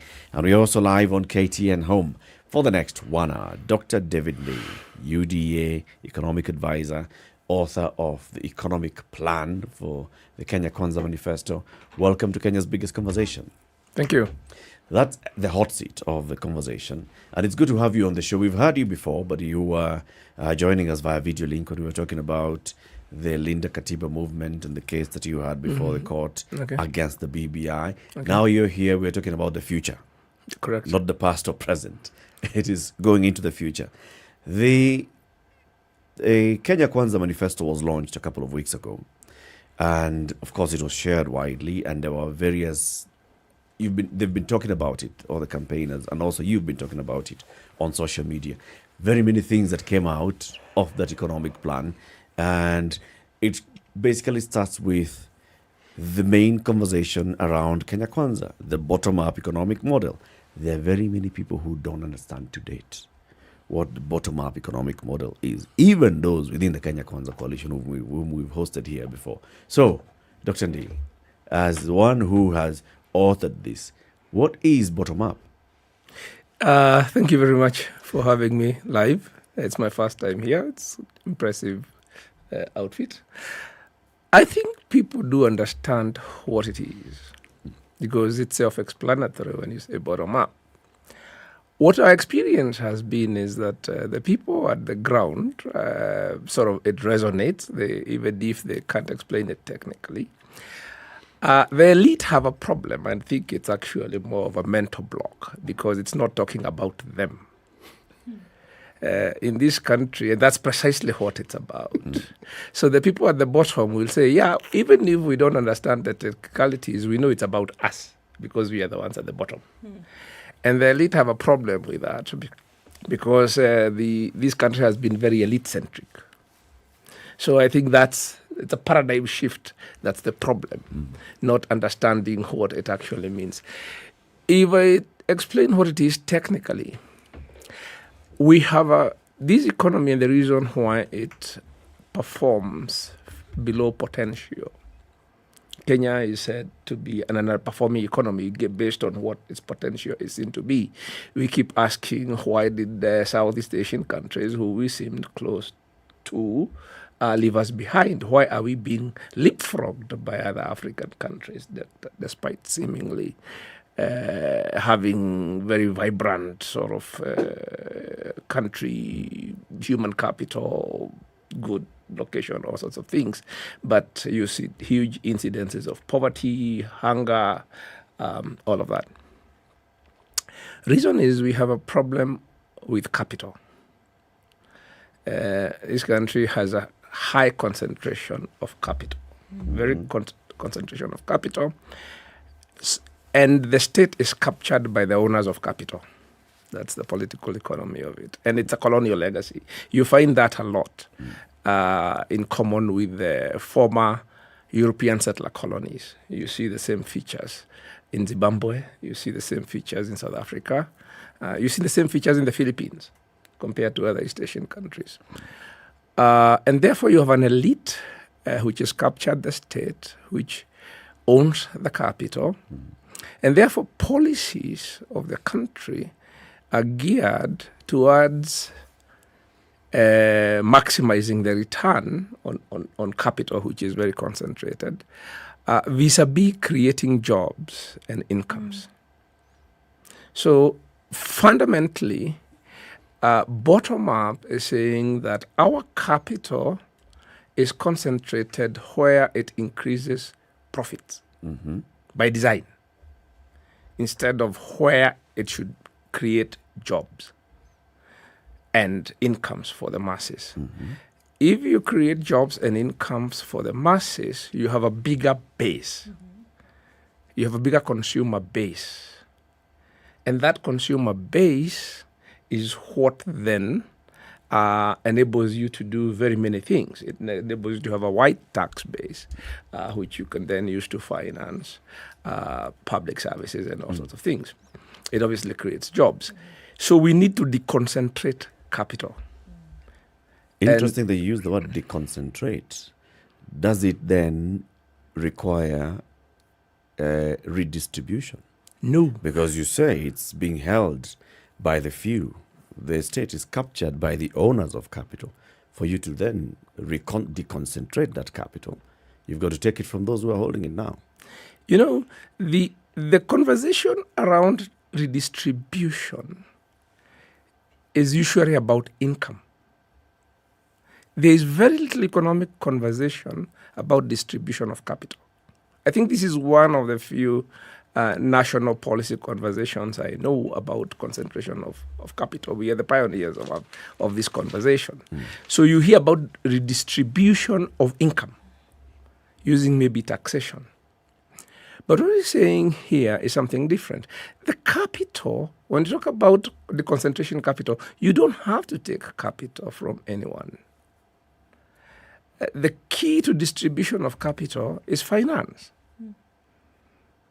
Yeah? Because capital is accumulated through finance. So if you look at what we are doing and our plan is actually talking about capitalizing the economy at the bottom of the pyramid.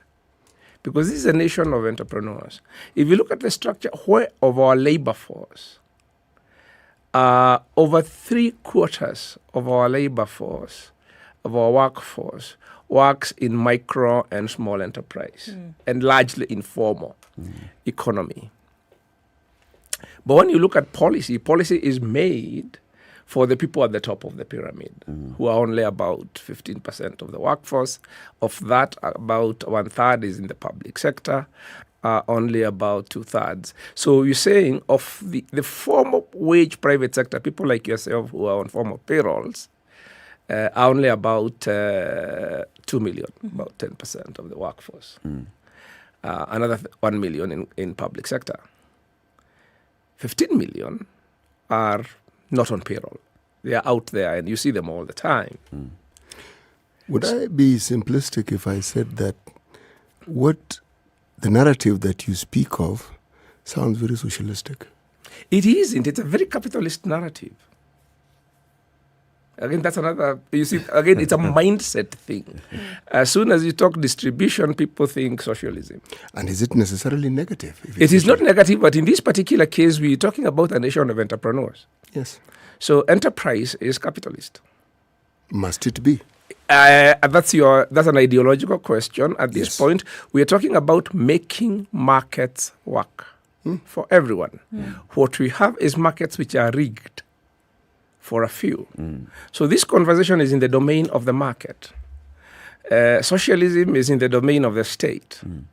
Yeah, so there's nothing statist about this conversation. This conversation is saying we have where our workforce is not where our capital is. We have actually the most capital-intensive manufacturing industry at our level of development. It takes about a minimum of 1 million shillings, about $10,000, to create a formal manufacturing job in Kenya. Okay? In South Asia, the countries we're competing with, it's a tenth of that. It takes $1,000, $2,000. And therefore, for one job created in Kenya's manufacturing sector, you can create 5 jobs. Why is it that disparity? Because if you look at the structure of our industry, which is owned by the owners of capital, our single largest manufacturing export in Kenya is steel products. We are not a capital-rich country, so we should not be exporting steel. We should be exporting garments. Now, let me give you a simple illustration which we've been using. Not too long ago, Uhuru Kenyatta opened a gun factory. Okay? The one in Ruiru? The one in Ruiru. Yes. It cost 4 billion shillings. And he said that is going to create 100 jobs. So that is 40 million shillings per job. Not too long ago, Kitui County established a garment factory. That garment factory cost 170 million shillings or so, with a capacity of creating 600 jobs. So that's about 280,000 shillings per job. That's in the Bangladesh, India sort of capital intensity. So Uhuru's bullet gun factory, if we had put that money in garment factories like Kitui's, would have created 14,000 jobs. Now, if you create 14,000 garment factory jobs, the typical output per worker of an EPZ garment factory, either in Kenya or Bangladesh or Vietnam or wherever, is about $10,000. It's about 1 million shillings. So if this was an export industry, it would that capital would have been created enough jobs to generate $300 million worth of exports. Our current garment export, which is our third largest export sector, is doing $500 million. So if Uhuru Kenyatta had just raised that capital from whichever investors and encouraged them to put garment factories, it would have increased our garment exports from $500 million to $800 million. So it's choices we make consciously. We are still making capital-intensive choices because that is the mindset of the people who run the country. They don't think, what is the opportunity cost of this capital that we are putting in this sector? How many jobs would it create? If you read the literature on Southeast Asia, you read Lee Kuan Yew's book, you read quite a bit of the Malaysian literature, you see a very serious preoccupation at the time. They were asking, how do we create jobs for our people? Would you say, David, that the current situation, still looking at this economic model, which you're hoping to then come and institute, the current situation is that this base of individuals in the country, this base of the work or business force, is then operating in the wrong jobs if we're going to be looking at making profits through which you then create a larger tax base? Are they in the wrong sector? What do you mean? I didn't get you. Are they in the wrong sector? Because if we're saying the funding is not being applied to the sectors that would essentially make money for the government, very simply put. No, that's not what I'm saying. So we're not making money for the government. You're making income, jobs and incomes for the people. Government is secondary. Is that happening right now? Well, we are putting 800,000 people in the workforce every year. We have a huge youth bulge, like the rest of Africa. Of those 800,000 people, the formal economy, the corporate economy, only absorbs about 50,000. Then you have what you might call, so if you put a pyramid, I call that the white collar. The white collar economy only absorbs about 50,000 out of 800. Then what we call blue collar, that is the formal micro, small enterprise type economy, does another 150,000. Okay? And there you're talking about creating jobs at about 200,000. shillings per job. Up there, you're talking 1 million, 2 million. Then 600,000 are joining the ranks of those who actually don't make enough money every day just for basic needs. Okay? And that number is already about 10 million. So every year, another 600,000. If we don't do anything, in 5 years, that number will be going to 13, 14 million. Okay. Now, those people, there is no difference between them because they are all living the same school system, and the ones who get into the formal or into the white collar and blue collar. I call this lot no collar. The people getting to the no collar, there's no difference between the ones that were getting to blue collar and white collar. The difference is luck or connections. If you're well connected, you get into the white collar. If you're not well connected, but you're lucky, you get into the blue collar. If you are unlucky, you end up on the streets in what we call the lottery economy. You wake up in the morning, you don't know whether you're going to be selling soap or crisps or bananas on the streets of Nairobi. It's pata-potea. That's why gambling is a big deal, because life is a gamble. Now, we're saying this is Kenya's most wasted resource. Because these people have any country where you have a secondary school educated workforce. That's the level of economic takeoff, of industrial takeoff. But we're wasting ours because we are building gun factories. That's the point.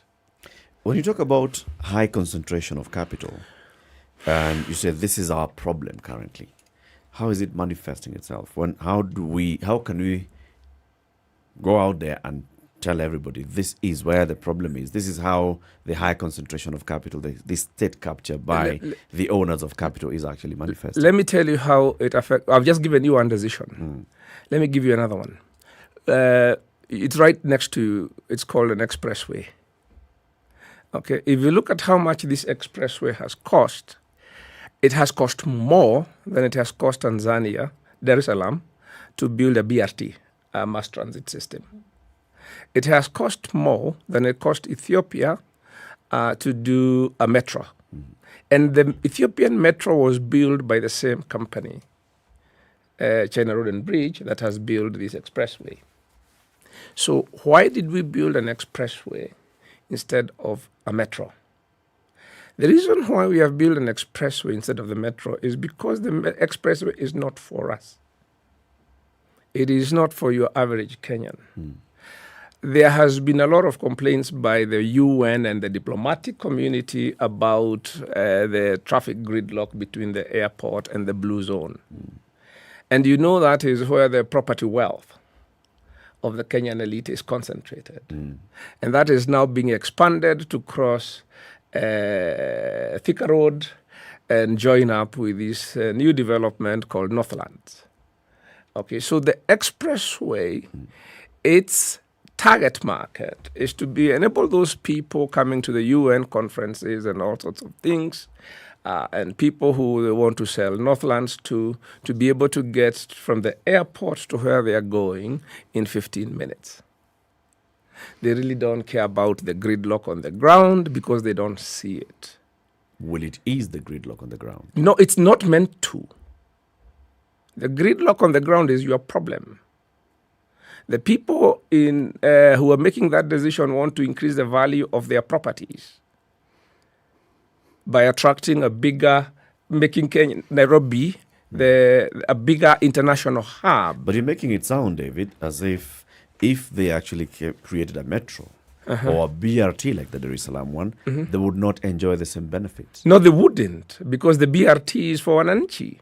It is not for some people coming for a UN conference who can get from airport to Gigiri in 15 minutes. They're not going to take the BRT. So this is an express way from the airport to Gigiri. I'm not making this up. It's on paper. The representations by the international community, and I think that's part of their condition to expand Nairobi as position as a hub.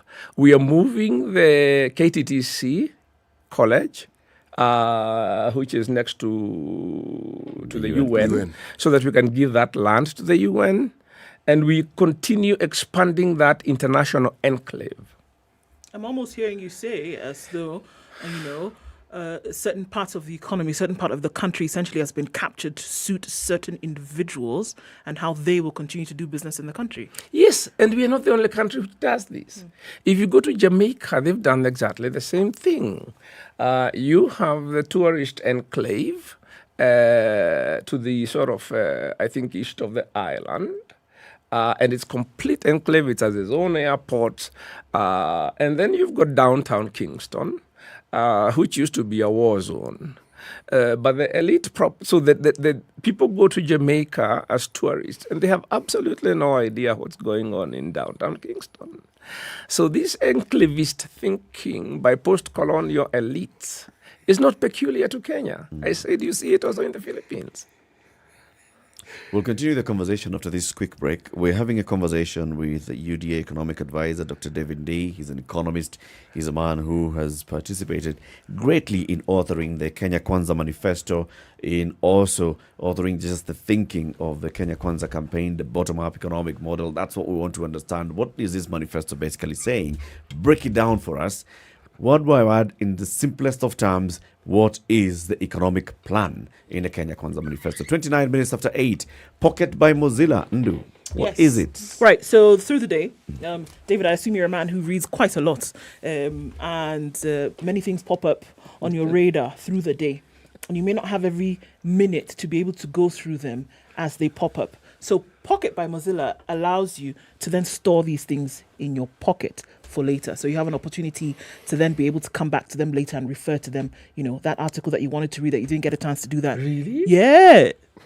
And you can download it on the Google Play Store or the Apple App Store, depending on what your gadget will require. I usually save the link on my word processor or something. You don't need to do that. You need to store it To be honest, I have a very rudimentary... It's a morning of solutions, David.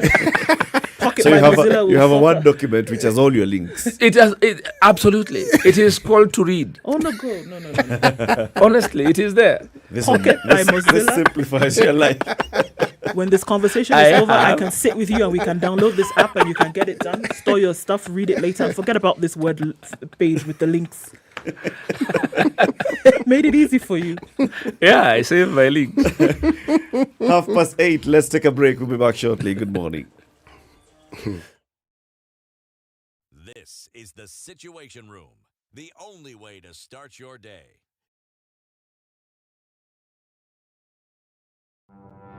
Have you seen them? Am I live? Yes, it's a very nice outfit, I must say. Thank you. Asante sana. The compliment is well received. Good morning and thank you. Everyone was asking me what channel is SpiceFM. 96.7. Tell them that, right? Yes, now they know. Thank you. It's a pleasure to be here. Pleasure to have you. What a beautiful studio, my friend. I've been to other radio stations, but I've never seen anything like this. Thank you, and it's very nice to be in a modern studio. Absolutely brilliant. And I have to say, it's a very cool ambiance here in your radio room. Just for our listeners, I think it is below zero in this room here. Very Swiss. To be Kenyan is to embrace diversity. The many faces and colors of our nation are what makes Kenya, Kenya. Election bila noma, penda jirani. This message is brought to you by the National Cohesion and Integration Commission, NCIC, in partnership with the Standard Group. Do you sometimes come across all this interesting and amazing content online, and before you know it, you're 10 tabs in? Or sometimes your browser refreshes itself and you lose that video or write-up you were keen on. In these moments, I bet you wish you could store this content somewhere so it's accessible to you when you need it or want to share it. Well, you can. It is as simple as putting it in your pocket. Thanks to Pocket by Mozilla, you can curate what you love, save it to your list, and access it even when you're offline. It gets better. You have the option of listening to your favorite articles, and before you ask, of course you can watch video content as well as even when offline. Filter the best of the internet and download Pocket by Mozilla now. Available on iOS and Android. Cloudy conditions in Nairobi this morning at 14, highs of 20 and lows of 14, and we look at mostly cloudy conditions at 15 in Nakuru. Nakuru. It'll go to highs of 23. And we'll see highs of 20 in a rainy Nyeri at 14. And Eldoret is 15 and raining this morning. Highs of 21 and lows of 13.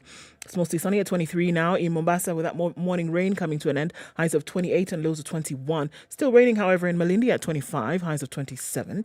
We're looking at rain showers continuing in Kisumu, highs of 27 and lows of 19. And the rain is still coming down in Kakamega at 19, highs of 26 and lows of 17. The sun is up in Kampala at 21, highs of 27. And lows of 18, while it's mostly sunny at 21 in Dar es Salaam, highs of 28 and lows of 21. Joburg is sunny this morning at 9, highs of 18 and lows of 5, and cloudy conditions in Lagos at 25, highs of 29 and lows of 24, mostly cloudy at 21 in Kinshasa. We'll see highs of 29.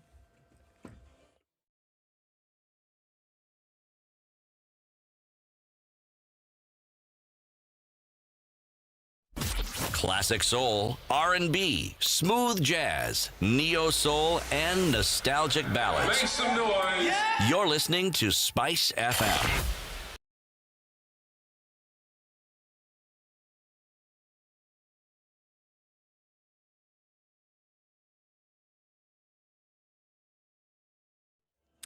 All right, in the middle of the city is where you see most of the traffic this morning. Joga Road, heavy traffic inbound. Coming off Outer Ring, it's feeding onto Lunga Lunga as well, so that looks really crazy. Also looking at in and outbound traffic on Landis Road today, going towards Kamkunji. That is an absolute mess. We're looking at the inner roads today, looking at Lusaka, and then going into the city. Everybody connecting with the Huru Highway today, trying to get into the city. It's moving really, really slowly. Coming off Langata Road, Rilo Dinga Way is going to take some of that. Gong Road also then going west. Looking onto James Gishiro, that's ebbing and flowing, but traffic still continues there, going off onto Waiyaki Way. I think a superhighway, guys, is not looking fun at all. Inbound traffic is heavy, bumper to bumper and one more bumper, because it's really crazy. Kiambu Road also, traffic continues there. Limuru Road, coming past the village market out towards the city. That's already a thing for spin this morning. Let's keep an eye on things. Tell us what's going on where you are. SpiceFM KE on Twitter.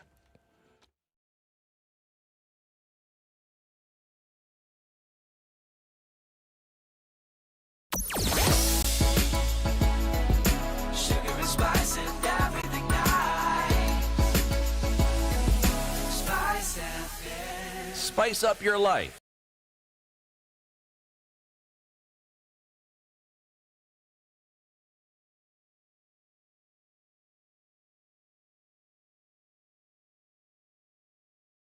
(25:09). This is the Situation Room, Kenya's biggest conversation on Spice FM, online, YouTube, Facebook, www.spicefm.co.ke. We are also live on KTN Home and KTN News. Our guest this morning is Dr. David Ney, economist. He is the UDA Economic Advisor, Kenya Kwanza Economic Advisor, also man integral to the authoring of the Kenya Kwanza Economic Manifesto, the plan. Much of what you have told us, Dr. Ney, is what is actually contained in the manifesto itself, from the very introduction by Dr. William Ruto to the implementation plan, talking about what it's costing us to create one job versus what it should be costing us if we reconcentrated our capital at the bottom. And getting to understand this and getting to understand what it all means. If you look at what you said, the high concentration of capital has been benefiting the few owners of capital because their primary focus is profit. They get incentives so they can maximize their profit. Tax incentives, investment incentives, ease of accessing capital.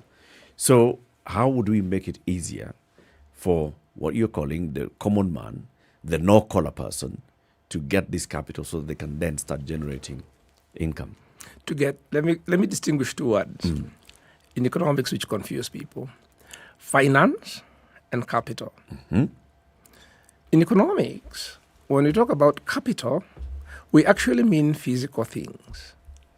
We mean the productive assets. So capital is equipment.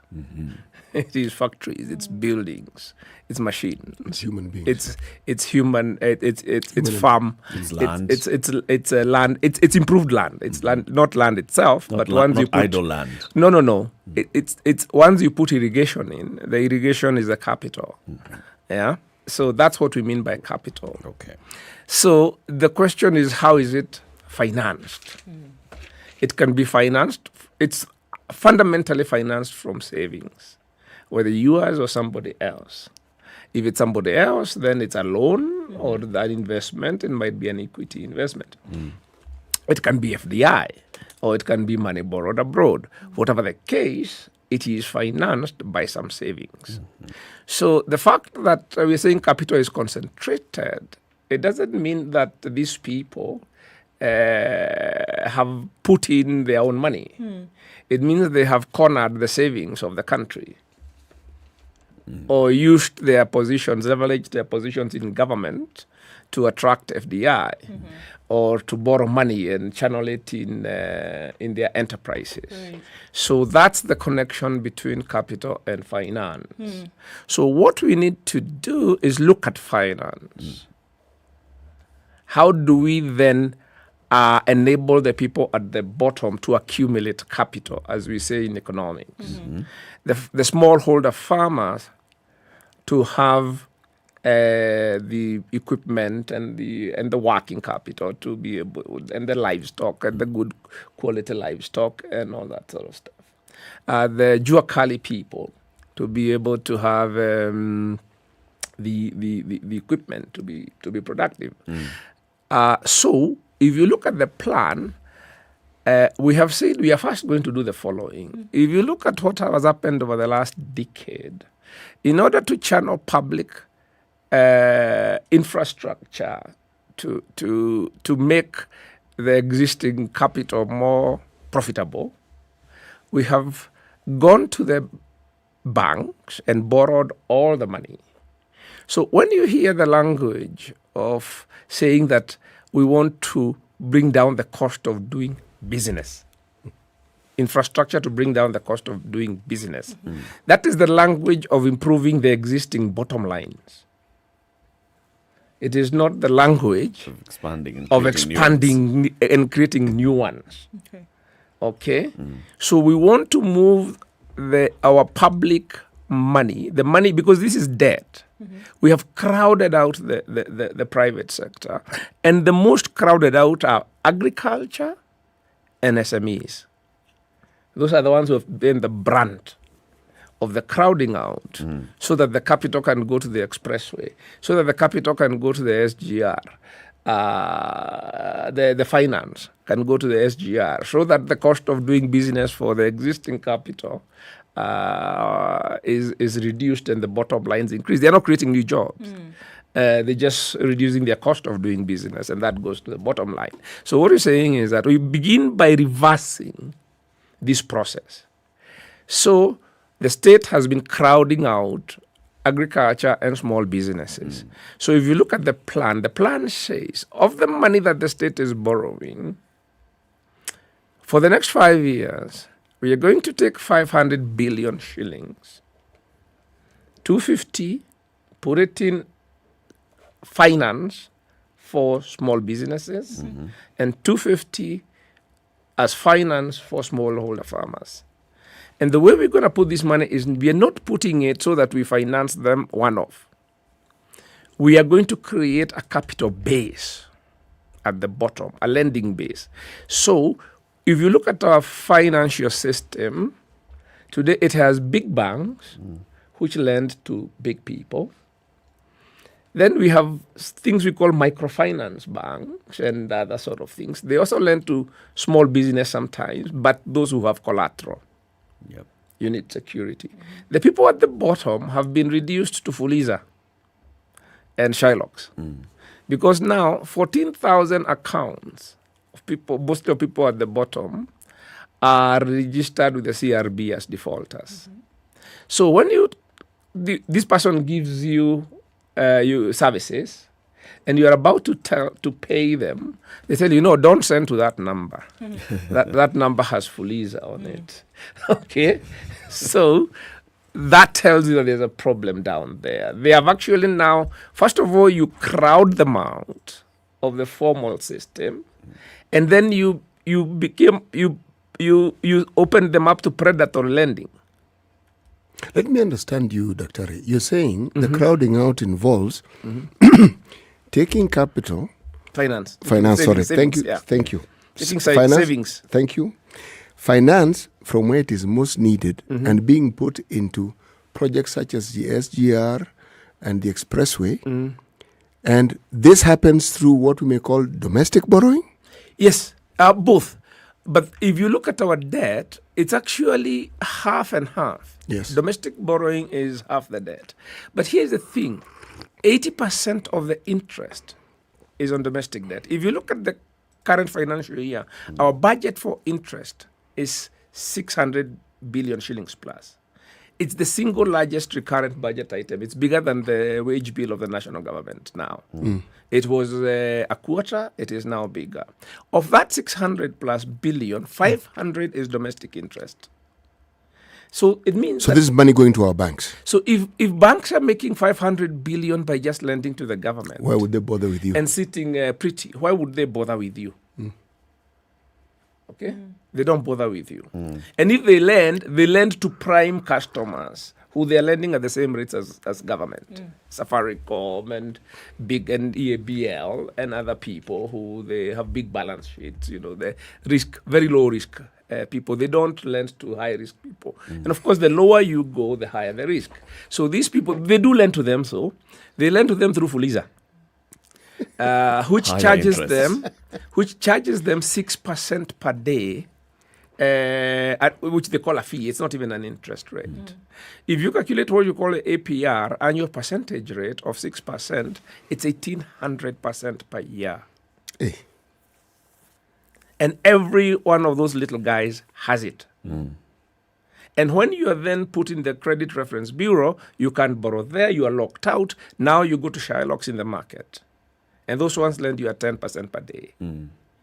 So Kenya has become a mecca for these people called fintechs. You hear the fintechs? And you even hear the central bank now has become quite concerned about them, and you're beginning to talk about regulating them. Because they're making huge amounts of money here. Because of our mobile phone, because of our mobile platforms, our poor people are accessible to these fintechs. And we've now become, and they are hoovering that money and taking it out of the country. So that's our biggest intervention, is saying, look, this is, if you look at who is being crowded out, agriculture, smallholder agriculture has been crowded out completely. And that's the actually productive base of this economy. Doc, let me ask you this question. If I may go down memory lane. There were institutions like Agricultural Finance Corporation. There were institutions like Kenya Industrial Estates that dealt with this mwananchi that we speak of. Were they completely, did they die and were buried completely, or the idea that... When we liberalized, we threw the baby out with the bathwater. We said that it's not the business of government to do banking.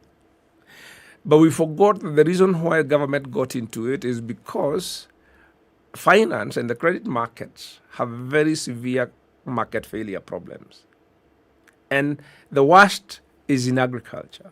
Agricultural market lending, even if you go to the West, if you go to Canada, government still lends farmers money. Yeah, but we threw the baby out with the bathwater. We left our farmers at the mercy of formal banks. A farmer should not go to the bank to borrow money at interest for a seasonal crop which takes 5 or 6 months, because if they're paying interest, they're being charged interest monthly. By the time the crop matures, there's nothing left for the farmer. Interest has consumed the farmer's margin. So you don't see any country which exposes the farmers to borrow from the seasonal credit from the banks for working capital. So what we're planning to do is capitalize the cooperatives and other farmer collectives to play the role that you're talking about, which used to be there. The AFC role. that FC was also quite a bit elite. It didn't, and now the market is too big. And now we have, in Kenya, we have a very successful, over the years, we have managed to build a very successful cooperative system, SACCO movement. So we do have instruments that operate down there that we can actually use. So what we do, we go to the farmers' cooperatives, we create, so this money we are talking about creating, putting in agriculture, what we are doing is that the biggest job we are going to do is farmer organization, where they are not organized. Where they are already organized, we are saying, how many farmers, like let's give you an example of how we are going about it. You take a dairy cooperative. We've calculated that a farmer needs a working capital of about 4,000 shillings per cow to be able to buy animal feed and stuff like that on a monthly basis, on a revolving basis. So a cooperative has 1,000 cows. It doesn't matter the number of farmers. It doesn't matter the members. It matters the number of cows because that's what you're financing. And it did working capital of per cow. So that cooperative is entitled to a very soft loan facility from our funds of 4 million shillings. Once this cooperative gets these 4 million shillings, it buys inputs. It can keep an inventory. It's working capital for that cooperative. It then gives those farmers the inputs on credit, which is what farmers cooperatives do. And then when the farmers sell their milk to the cooperative, they deduct the inputs.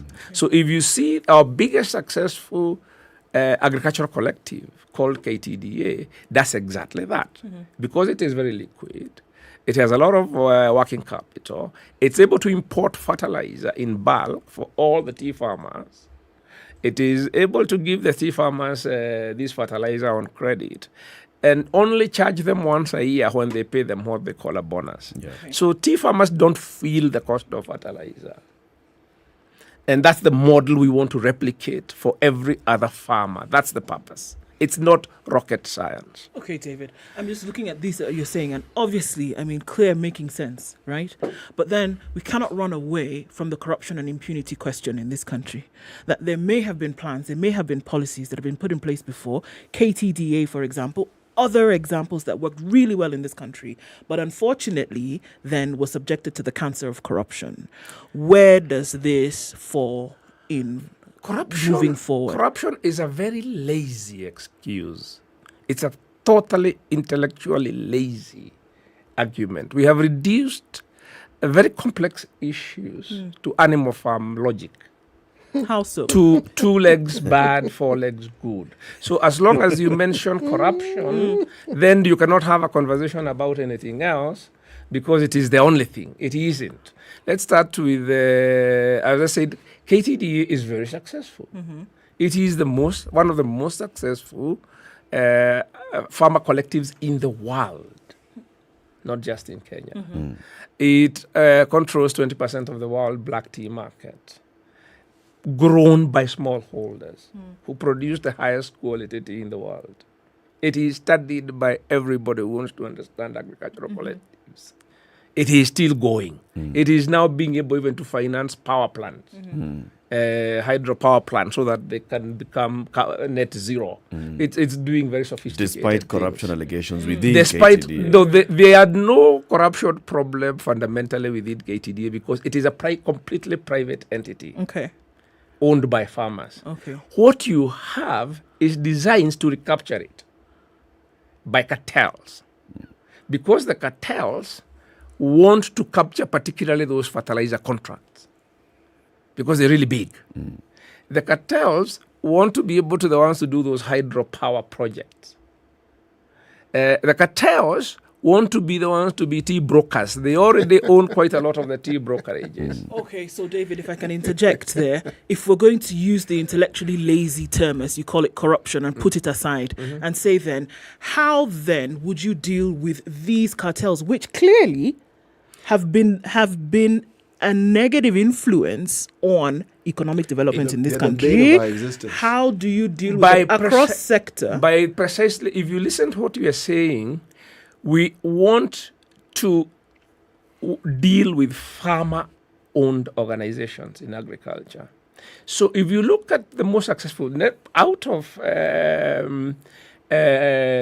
tea, we used to have something called KCC. It was very successful. At some point, a friend of mine who worked there surprised me. He was in the 80s. He told me in the mid-80s, they actually wanted to buy Nestle globally. KCC of Kenya. Yes, KCC of Kenya. They had the muscle. They had the muscle to buy Nestle. They wanted to do an LBO of Nestle. And they were close to doing it. Nestle wasn't as big as it is now. They were a very big exporter of milk and milk dairy products to the Middle East. It was then captured by the state and looted.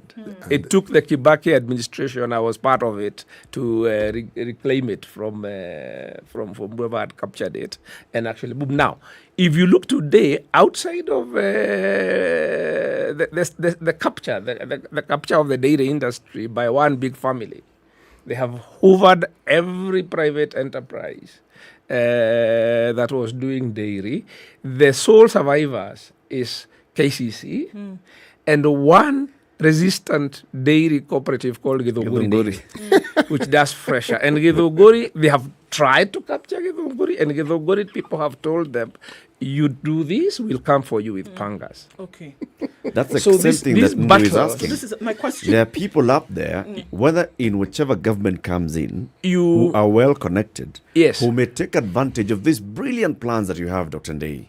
The farmers have to fight for themselves. Okay? So the dairy farmers have to do what Githunguri has done. Okay? So we say we are going to support the dairy industry. We are going to support KCC as a federation cooperative. But you people also have to fight your battles. Okay? So this is the political economy of the country. It's not going to be, these guys are not going to lie down and sort of throw in the towel. They're not going to roll over. So what safeguards do you have in this manifesto? You don't have safeguards. You use political power.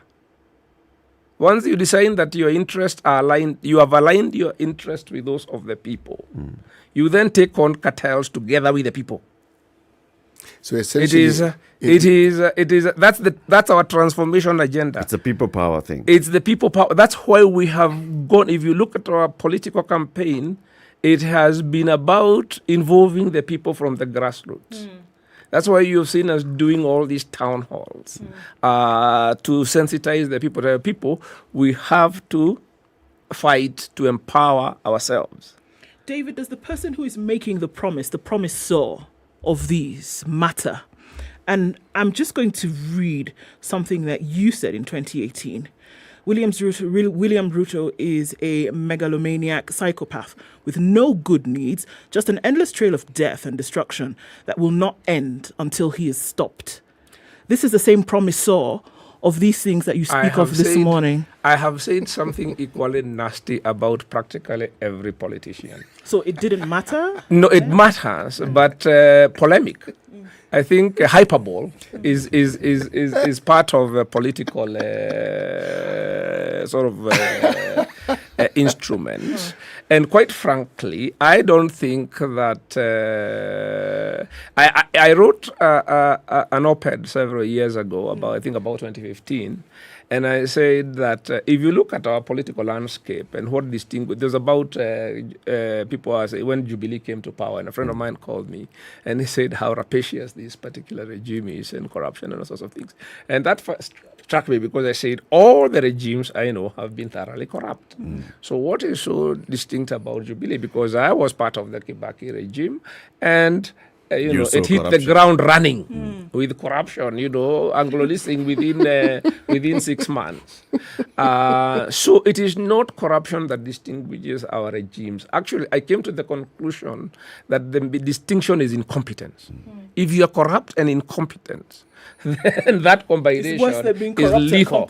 It is worse than, that's exactly what I said. The difference why Kibaki was seen as different is because, and Jomo to some extent, is because Kibaki and Jomo were corrupt but competent, while Moi and Uhuru are corrupt and incompetent. But the point is, what about, does the person matter? Does the promisor matter? It is. I come from the in terms of politics. I come from the self-interest school of looking at human nature as an economist. In economics, we call it public choice, and the public choice discourses. The person who invented it, James Buchanan, called it politics without romance. There is no romance. People are not in politics for the good of others or in whatever they do. They are in it for themselves. The question you have to ask, is the person who's promising, is his or her political interests aligned with what they are saying? If the interests are aligned, they will do it. Because it is in their political interest to do this so. thing works. Themselves. What happened to William Ruto is that he thought his path to power was through the system. And he invested heavily in the system, statecraft, through the boy system. He's an ambitious politician. Then the system spat him out.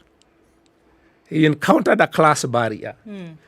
It has been a huge education for him because he was told you don't belong. He has told me the sort of things he used to be told.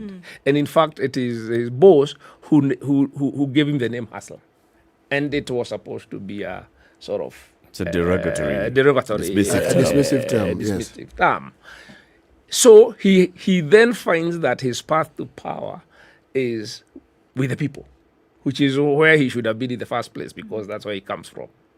So the question is would it hurt him to do the things he's promising? Why would you sabotage your own political career if the things you are promising are actually the ones which are going to deliver whatever it is that you wanted? And I say, in my judgment, we have a very unusual alignment of the interests of the people and the interests of this particular promiser. Secondly, the other thing I've experienced, which I had not thought about before personally, and it struck me, I was actually quite surprised. I've been in Raila's campaign, I was in Kibaki's campaign, the NA campaign, and throughout, is everybody most people, actually 95% of people, including William Ruto, in particularly UADA, are my generation and below. Actually, Gachagua and I are the oldest people in UDA because you are classmates. And William Ruto was behind us in university. So there is actually a fairly fundamental generational shift. And one actually experiences a shared worldview. Because we have the same experience. We went to the same schools. We make fun of each other as high schools. People from Alliance make fun of people from Nyeri, and people from Kangaroo like myself make fun of people from Meru High School. We have that kind of... and I think that social capital is very important. So that also means that there is no power distance between ourselves and William Ruto and whoever is likely. And therefore, there is a better chance of us seeing this as a collective goal of our generation. Let's take a break at this point. Politically. It's 9 o'clock. We've been live with Dr. David Nay. Time for us to get the news. We've also been live on KTN News and KTN Home. This is the Situation Room. It's Kenya's biggest conversation. Good morning. You can create 5 jobs. Why is it that disparity? Because if you look at the structure of our industry, which is owned by the owners of capital, our single largest manufacturing export in Kenya is steel products. We are not a capital-rich country, so we should not be exporting steel. We should be exporting garments. He adds that the government must invest in industries that are cheaper to put out but create employment that has remained elusive to many. Not too long ago, Uhuru Kenyatta opened a gun factory. It cost 4 billion shillings. And he said that is going to create 100 jobs. So that is 40 million shillings per job. Not too long ago, Kitui County established a garment factory. That garment factory cost 170 million shillings or so, with a capacity of creating 600 jobs. So that's about 280,000 shillings per job. That's in the Bangladesh, India sort of capital intensity. So Uhuru's gun factory, if we had put that money in garment factories like Kitui's, would have created 14,000 jobs. Now, if you create 14,000 garment factory jobs, the typical output per worker of an EPZ garment factory, either in Kenya or Bangladesh or Vietnam or wherever, is about $10,000. It's about 1 million shillings. So if this was an export industry, it would that capital would have been created enough jobs to generate $300 million worth of exports. The European Union Election Observation Mission to Kenya 2022 has been officially launched. Speaking in Nairobi, the chief observer, Ivan Stefanich, said this is the 5th EU mission to Kenya since 2002 and demonstrates the EU's strong commitment to support Kenya's democratic institutions. Ivan Stefanich is a member of the European Parliament from Slovakia. During his 4-day visit to Kenya, the chief observer is holding meetings with a wide range of interlocutors, including state authorities, political contestants and presidential candidates, members of the judiciary, media stakeholders, citizen observers, as well as other civil society representatives to discuss the ongoing electoral process. This as Standard Media Group continues to urge all Kenyans to get out there, go vote. We are pushing the agenda elections bill and norma, urging you to maintain peace during and even after the general elections because Kenya is the only home that we all know. Now, detectives from the Directorate of Criminal Investigations are investigating an incident at a construction site in Kansas City that resulted in several workers being injured and 2 others being hospitalized. According to University Education and Research PS Simon Nabukwesi, who visited the site, 2 of the workers are still in hospital, were unconscious when they were rushed to hospital, while several others were treated and discharged. The 2 people receiving medical attention in Machaka said to be part of a group working on the 16 billion shillings Kenya Advanced Institute of Science and Technology. Although the specifics of what happened are unknown, PS Nabukwesi stated that Kenyan authorities hired by the BOMI consortium were attacked by Korean workers on the same project. The project, which began last year, has been moving slowly, with its completion date of September 2023 appearing attainable. According to the PS, some of the issues that have plagued the project, according to Nabukwesi, have been communication barriers between the Korean workers and the Kenyan counterparts, which has slowed decision making. And Nigeria's main opposition party has won the governorship election in southwest Osun State in a major upset against President Muhammadu Buhari's ruling All Progressive Congress. Osun is among 8 of Nigeria's 36 states where governorship elections are not being held at the same time as the rest of the country because of legal challenges to previous results. The Independent National Election Commission said Senator Ademola Adeleke of the People's Democratic Party polled 403,371 votes to unseat incumbent APC Governor Beyoga Ayatollah, who scored 375,027 at the ballot. This is Newswire. I'm Dennis Aseto. Good morning.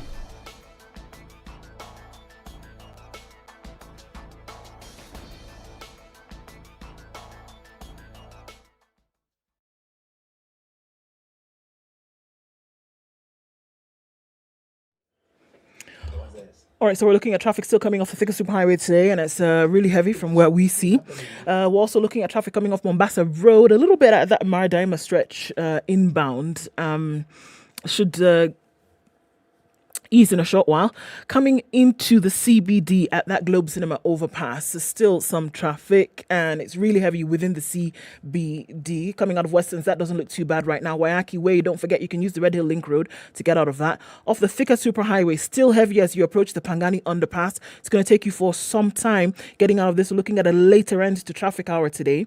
We're looking at the Nairobi Expressway exits. It's causing a little bit of traffic here and there, especially coming out of Westlands. We'll keep an eye on things for you today, let you know what's going on where you are as well. Landys Road, absolute mess. If you can avoid it, please do, because it's not moving bumper to bumper all the way through to the Kamkunji roundabout. Let's talk. SpiceFM, KE, Twitter.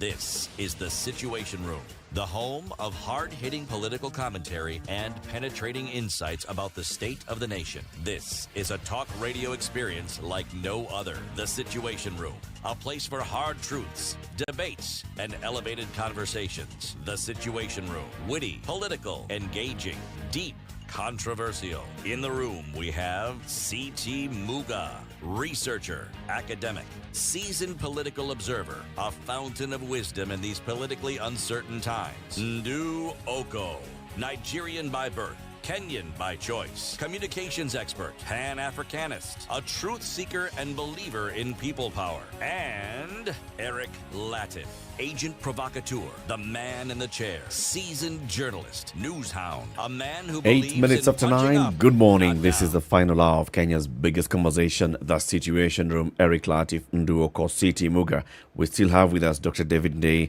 from the United Democratic Alliance Party and Kenya Kwanza. We're talking about the Kenya Kwanza Manifesto, the economic plan. We'll open up the phone lines at some point for you to engage with Dr. Ndei to understand or to question what he's saying, all the thinking. But first, let's hear the day's proverb. Good morning, boys and girls. The proverb of the day is brought to you by Aquafresh Fresh Gel. The hunt and pursuit of an elephant does not stop to throw stones at birds. The hunter in pursuit of an elephant does not stop to throw stones at birds. Yes. You choose your target, you focus. You know your quarry. Now you determine whether you are going to chase the big prey or you're going to be distracted by... A bird in hand is better than the elephant in the bush. It's not even a bird in hand, it's a bird in the air. It's flying. Strike you with a stone, comes to hand. So the elephant in the bush is better than a bird not in hand. This is a proverb from Namibia. Yes, it is. Okay, asante. Brush your teeth twice a day with Aquafresh Fresh Gel, the secret to long-lasting fresh breath, strong teeth, and healthy Dr. gums. Ndei, you are telling us that you feel that the promiser in this particular case for this plan is better aligned with the plan and therefore better for the people who are being promised this, for politically speaking, goodies. Yeah. And you're saying it's because politically William Ruto is at a point where he feels that it's in his best interest if he actually works with the people. Yep. To cross over into Yep. in cross over Jordan into the other onto the other side. What was that other side? Canaan. It was Canaan. Yes. Ah, yeah. Could be coming back this way. You know. But then that also still sounds like he would abandon the people if he just crosses. Now, actually, you also need to look at track record. Because if you look at Jubilee,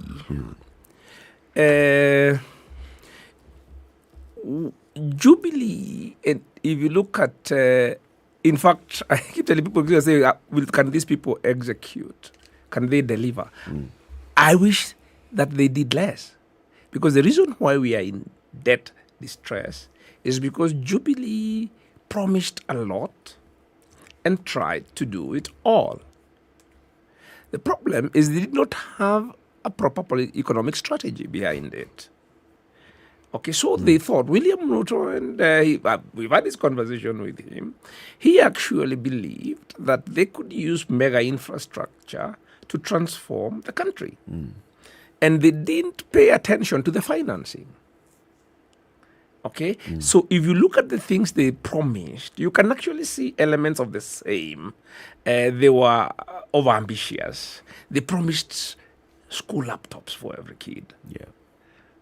They fell flat on their face on that one, although they have recovered a little bit. I understand they've actually delivered tablets to up to 1.5 million kids up to standard 3. They promised universal electricity connections. They have actually increased the connections from about 3 million to 8 million. They've scaled up quite dramatically, but that has hit the P&L of KPLC quite quite badly Yep. because a lot of these consumers cannot actually pay. So the cost of whatever. They actually promised 10,000 kilometers of road. They've actually done it. And they did it by changing some of the road design standard sort of things and create light duty roads and heavy duty roads. So they've actually doubled our tarmac road network. We would not be in so much debt if they had not done If these they hadn't things. done all these things. So the thing is, there is no question about when he puts his nose on the grind that he will do the stuff that he has said. He tries to do the stuff that he has said he will do. When he was Minister for Agriculture, he was actually very aggressive in doing fertilizer subsidies and all those kind of things. And if you look at those years, actually, if you look at something like maize production, it actually went up quite a lot. Okay. But again, it wasn't sustainable. In terms of financing. And then you switch to infrastructure. So you can see, so it is not for lack of wanting to do these big things. It is a question of, do you have the right plan? So I think when people ask, again, that's why I said we have reduced everything to corruption so that you have a chorus and you don't ask, have Jubilee actually been delivering? Okay. It So he has been part delivering. of the government that has delivered these things. He has They been. did this. The first term, they actually did all these things. If you look at the things that they had planned to do, these things called Big Four, if they had actually continued, they would have obviously run into financial problems, headwinds, but they would have been actually trying to do it. Where you see conflict, and he has not been as forthcoming about where their conflicts with his boss started, is, for instance, in the dairy sector. So William Ruto and his friends go and negotiate to get support from some European countries to put milk coolers all over the country for farmers, without realizing As that public or private? You just got private. You give them to the cooperatives. Okay. You deliver. It was a grant. These are grants from, I think, Poland or Holland, and there's a couple of places. And they started shipping them in. And I think Muranga got quite a few. Without realizing that they are now running straight into the Brookside value chain. Because if the farmers have coolers where they can keep their milk, they have bargaining power. You can hold on to your milk for 3-4 days while looking for a better buyer. So the first county which they rolled out and got several coolers out there was Muranga. The first governor to run into trouble with Kenyatta was Wairia Muranga. That was the point of conflict. If you look at the Big Four plan, the first plan to sort of go under was the housing plan. Because once you start doing mass housing, mass affordable sort of housing, you scale that up, you now affect the existing property developers and aspiring property developers like Northlands. Because you're now competing in that space. Remarkably, he had not made these connections himself, where he was running into these... but they were not his plans, they were plans. Yeah, but you see, if you recall the way that government was, it was very much a sort of coalition government. It was a genuine Nusumkata It was a Nusumkata government. So he was pushing his things, which he thought were the things on his URP platform, and they were having these runnings. And it took a while to figure out that their interests are not aligned. So the question of alignment of political interests is fundamental. So I think the question of a track record of wanting to do things, if you think of the power, the universal power sort of thing, they had another plan to do, I think, cooking gas. Huge thing to sort of convert the sort of cooking gas. So you can actually see an orientation towards doing these bottom things that reach the masses. Right. So is there an overpromise today? Because this is what we're saying, that, look, there was an overpromise then, and that was probably what got the country into its debt problem. That if the things that they had said they were going to do, they had not done to the extent that they did, perhaps would not be in the debt issue. So today, the things that we're hearing leading up to August 8th, Is there also an overpromise? Now, here's the interesting thing.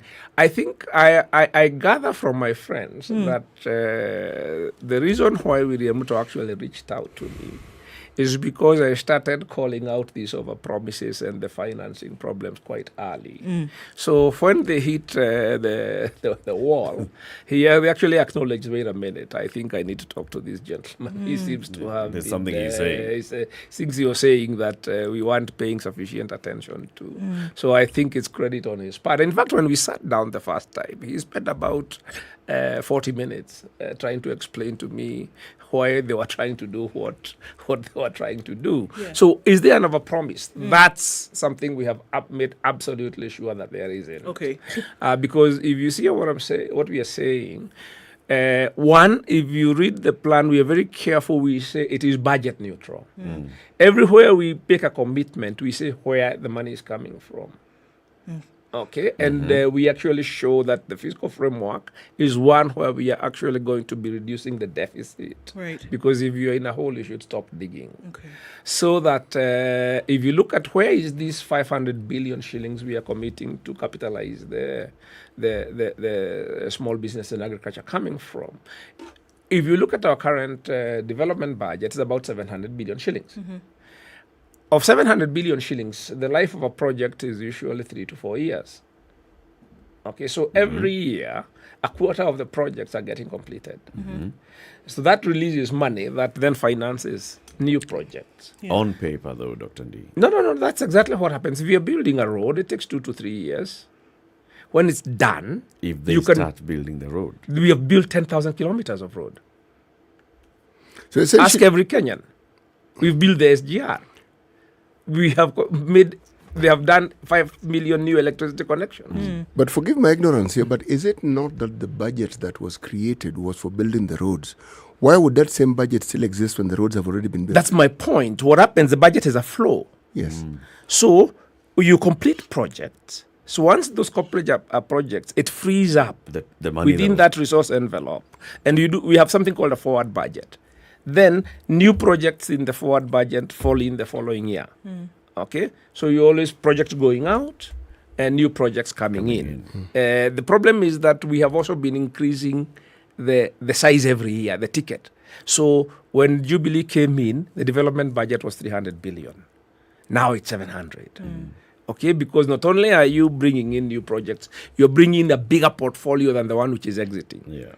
Okay, so what we've said is that we are going to finance our programs only from the funding freed by the portfolio that is exiting.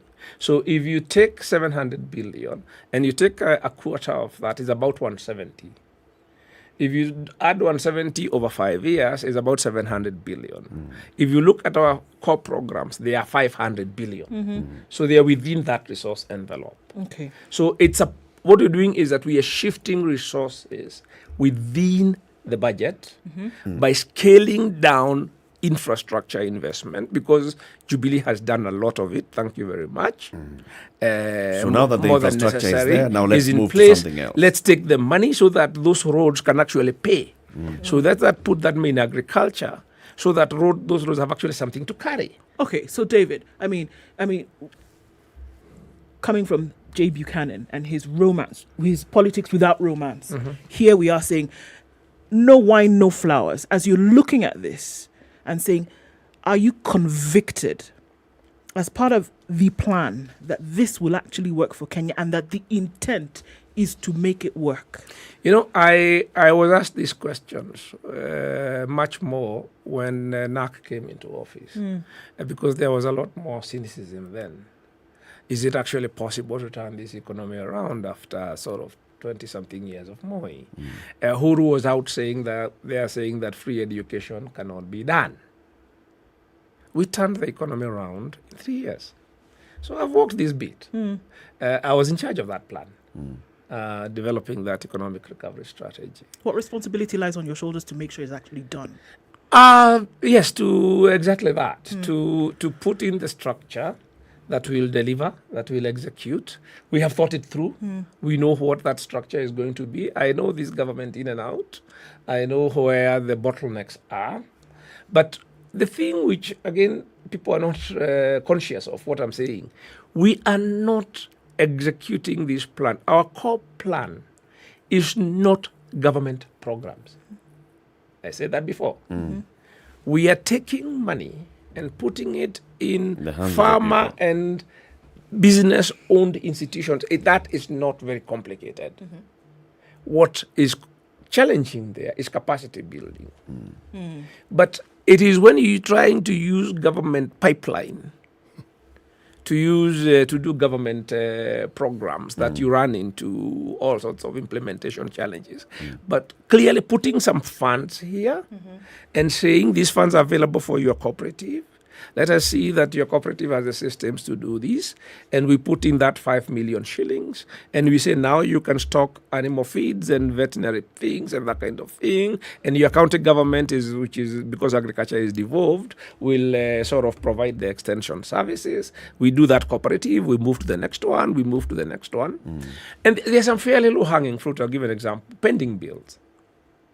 We have 500 billion shillings worth of pending bills, or thereabouts. Now, these pending bills to suppliers have devastated this business sector, particularly small businesses, because they're the ones who have the least capacity to be able to recover. Now, that is a very simple, low-hanging fruit in terms of a stimulus you can do for the economy, because you securitize those bills. We did this before. This is the first time we're having a pending bills problem.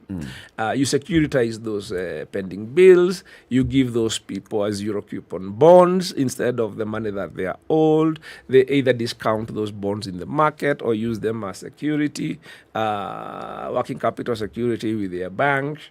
And within a very short time, you can do that within a month or two. You have put back 500 billion shillings. You have recapitalized. Those businesses which have been strangled by, again, the state overextending itself, so that it is now overextended so much, so that when it doesn't have enough cash flow, it has to decide whether it pays foreign debt or it pays interest on bonds, or whether it pays suppliers. And the people who bear the brunt is because the government will have to pay salaries and pay soldiers and pay interest. Who bears the brunt? It is suppliers. Professor, Dr. what you say is simple and straightforward. Are we saying that those who run our Ministry of Finance, I'm sure they have some economists, don't understand this concept and have not been able to implement it? It's not just here. Do you think Greece doesn't have good economists? I'm certain it does. It went bankrupt. Sri Lanka has excellent economists. It went bankrupt. Argentina has outstanding international economists. Some of them taught me. It's been going bankrupt every decade. So when you have a systemic political economy problem of the kind I have described, you will go bankrupt very often. It is not about technocrats. This idea that the Minister of Finance can fix a country is another one of those fake myths. The real Minister of Finance of a presidential system is the president. In a presidential system. In a parliamentary system, is a bit different, because if you are the Minister of Finance and you are sort of also have a political constituency, because you are elected and you sit in parliament, you can actually challenge the president. Baba Chai did that. He challenged Moi and he was fired, but he went back to parliament and could continue to raise the questions from there. If you're an appointee of the president, and when the president only appoints his lackeys, then it is much more difficult to challenge. David, you said you sometimes stuck between, well, maybe not stuck, but then you've realized that you'd have a leader who was corrupt and incompetent, or corrupt and competent. Where does William Ruto lie here? I am not preoccupied with personalities. If you are preoccupied with personalities in this country and this sort of what a friend of mine calls monopoly of righteousness, you would not engage in politics. You have to take our politics as what it is. Character matters, though. It doesn't. No? I believe in institutions. We are all bad people or good people, depending on circumstance. I think it's a question of incentives. But who runs institutions? You have to institutions. Those of us who study political economy and stuff, we also call institutions agencies of restraint. They're agencies of restraint because human beings, we have all sorts of vices and we have all sorts of venom. And if you go back to even sort of basic political philosophy about social contracts and Locke and Hobbes and all those people, we say, let's create rules. We do, which we all observe. Yes. And then there's a sanction for breaking the rules. Whether you're good or bad, you follow the rules. Whether you follow the rules. Okay. So what my preoccupation is with a rule-based system, not with good people. No, you design your system so that the worst people can actually... If the custodian of the system is seen to have any kind of character flaw, don't you kind of corrupt it from the very beginning? There is no custodian of the system. Look at what has just happened in the UK. Look at Trump. If in a democracy, the electorate is fickle. It will elect Sonko, it will elect Trump, it will bring up Boris Johnson, it will bring Babayao up. The question you have to ask is, can you actually have institutions? Or simply, can you get stuff done with this individual? No, the democracy and institutions are actually an insurance system against tyranny. Okay? Tyranny would be the default without institutions. So, what you want to do, if the fickle society elects a tyrant, can you survive that tyrant for that term? David, if I can just insist on this point. This thing of Kenya, we have. Let me just make one final point. Please go ahead. We have a messiah complex. Who is the wonderful person who's going to save us from ourselves? We are looking for someone to save us from ourselves. Because this is a systemically corrupt society. We are dishonest. So there is a problem. It is us.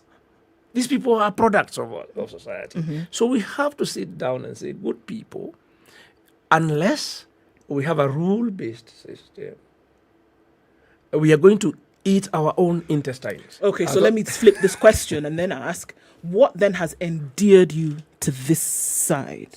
I have not been endeared. If you recall how I got into this side, it was because of a thing called BBI.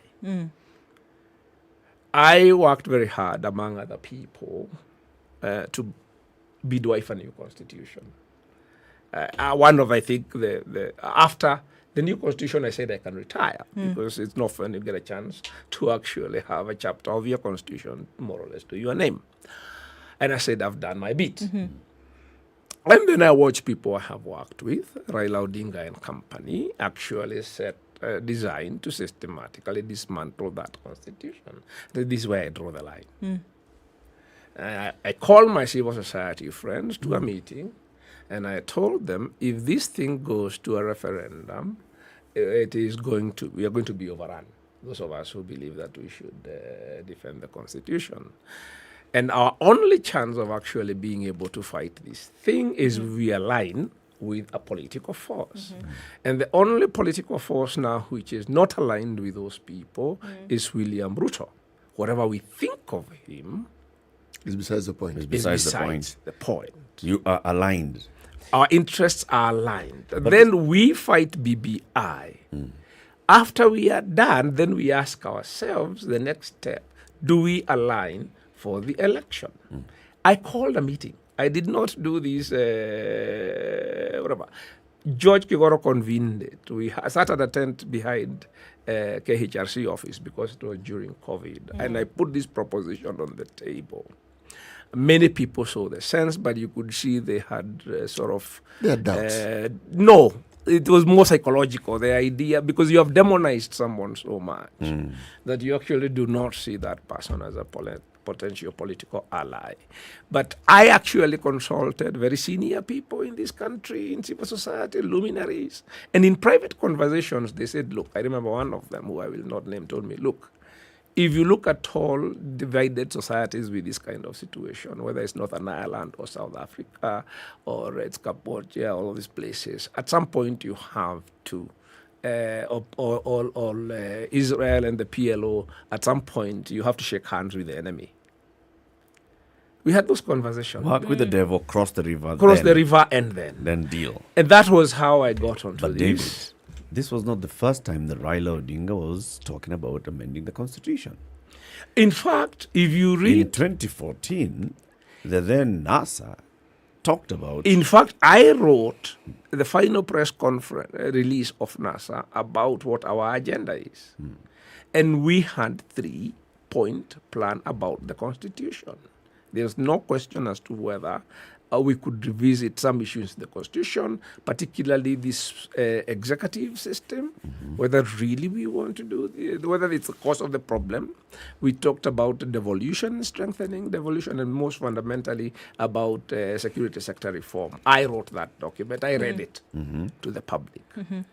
Then when Raila did the handshake, we sat with him and said, look, okay, you've done this. This is not our roadmap, but now that it's happened, you got lemons, you make lemonade. Right.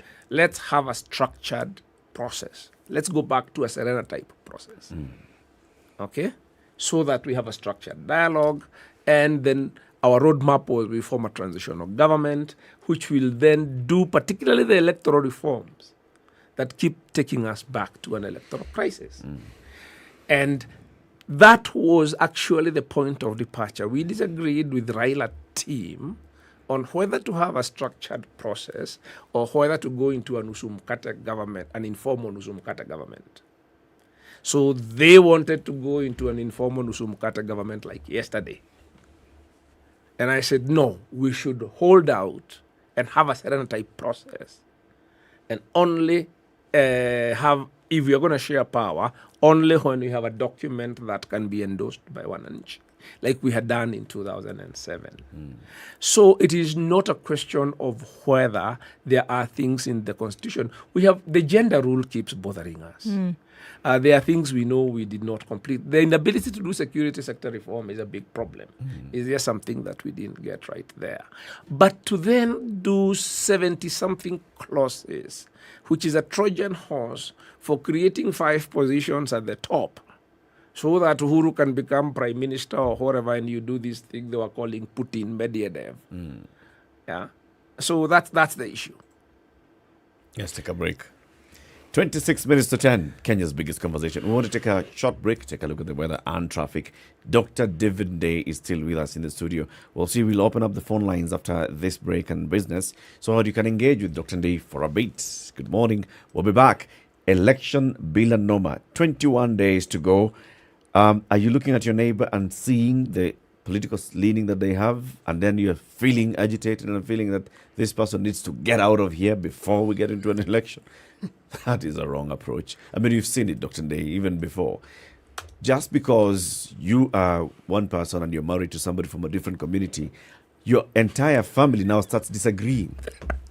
Because hawa watu wenu wanako pande ile na sisi tuko pande hii.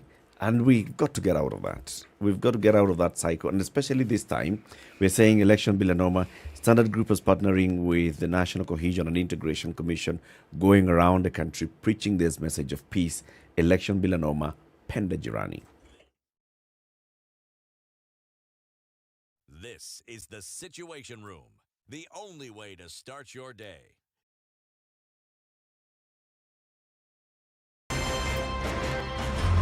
I like listening to you guys. You're the default radio station in my car in the morning. Even the children listen to you guys. I agree Parliament has failed this country. And I will say it again.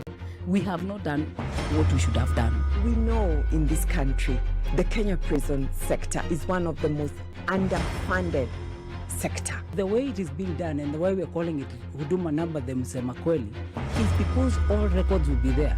You know, there are people who are now billionaires with no history as to how they got all these assets. Yes. Anything that the president does that is not in accord with the Constitution is an illegal act. he shouldn't be doing it, and he should be sitting here and trying to sort of guise it up. I totally believe live transmission of results and allowing Kenyans to be able to view all these results.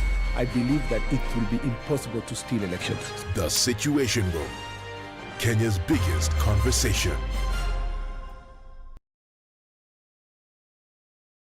Do you sometimes come across all this interesting and amazing content online, and before you know it, you're 10 tabs in?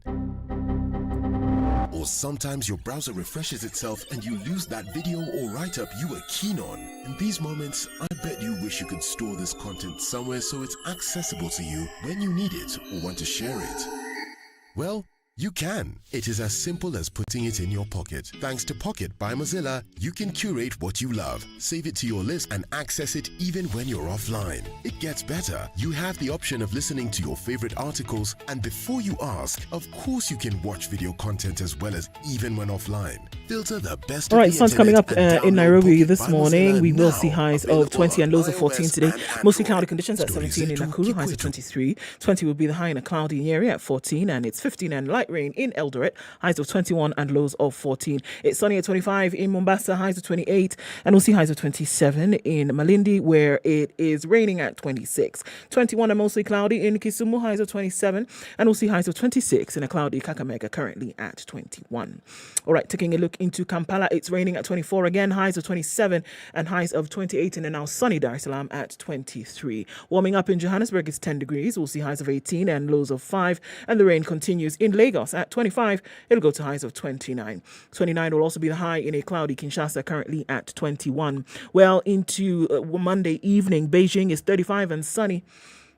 We'll see highs of now 39. Really hot summer days in Paris. 22 degrees currently, and the sun is already up. 21 degrees and sunny as well in London. We'll see highs of 37 and 26 and cloudy. Still Sunday night in New York. Coming into Monday, we'll see highs of 28 and lows of 22.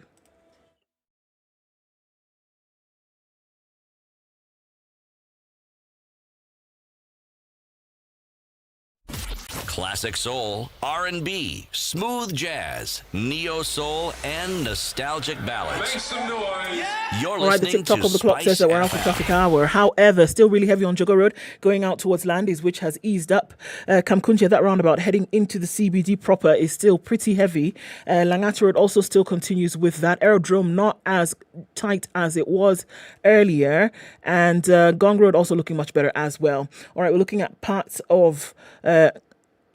coming out of Westland, still pretty messy, but that should level out in no time. A thicker superhighway, still a bit of an issue just past Survey as you head towards the Pangani underpass, but that should fizzle out in no time as well. Through the morning, talk to us, SpiceFM KE on Twitter.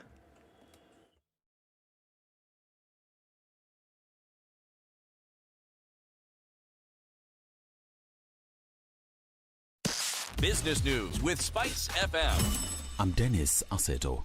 Telcom's operator Safaricom has announced a temporary system upgrade today that will affect all M-Pesa services. In a statement, the telco company revealed that all M-Pesa services would be unavailable from around Monday midnight. In the said duration, Safaricom noted that other services such as calls, data and SMS would not be affected by the process. New excess taxes on imported cellular devices or mobile phones are expected to hit the adoption of 4G devices or smartphones as the cost of devices soars. Telecom operators expect the introduction of the 10% excess duty on the phone imports to impact digital inclusion should some Kenyans struggle to afford devices. More so, the higher taxes are seen slowing down the upgrade of devices, even as most Kenyans seek to switch from 2G to 3G devices and from 3G to 5G devices. Now, Kenyans living and working abroad sent home 242 billion shillings in the first 6 months of the year to June. This represents a 16.9% growth in diaspora remittances in a similar period in 2021 when the inflows totaled 2.07 billion shillings. The new data from the Central Bank of Kenya shows diaspora remittances stood at 38.6 billion shillings in June, representing a 6.6% increase from 36.2 billion shillings in June 2021. And China's economy has recorded its worst quarterly performance in over 2 years after months of harsh COVID-19 lockdowns wreaked havoc across the country. Gross domestic product in the world's second largest economy expanded by 0.4% in the 3 months to June 30th, compared with the same period last year, according to the National Bureau of Statistics. That was sharply lower than the 4.8% increase it registered in the previous quarter and far below the 1% growth estimated by economists. For Spice Business, I'm Dennis Aseto. Spice FM Business. Mature, intelligent talk every morning. Spice up yourself.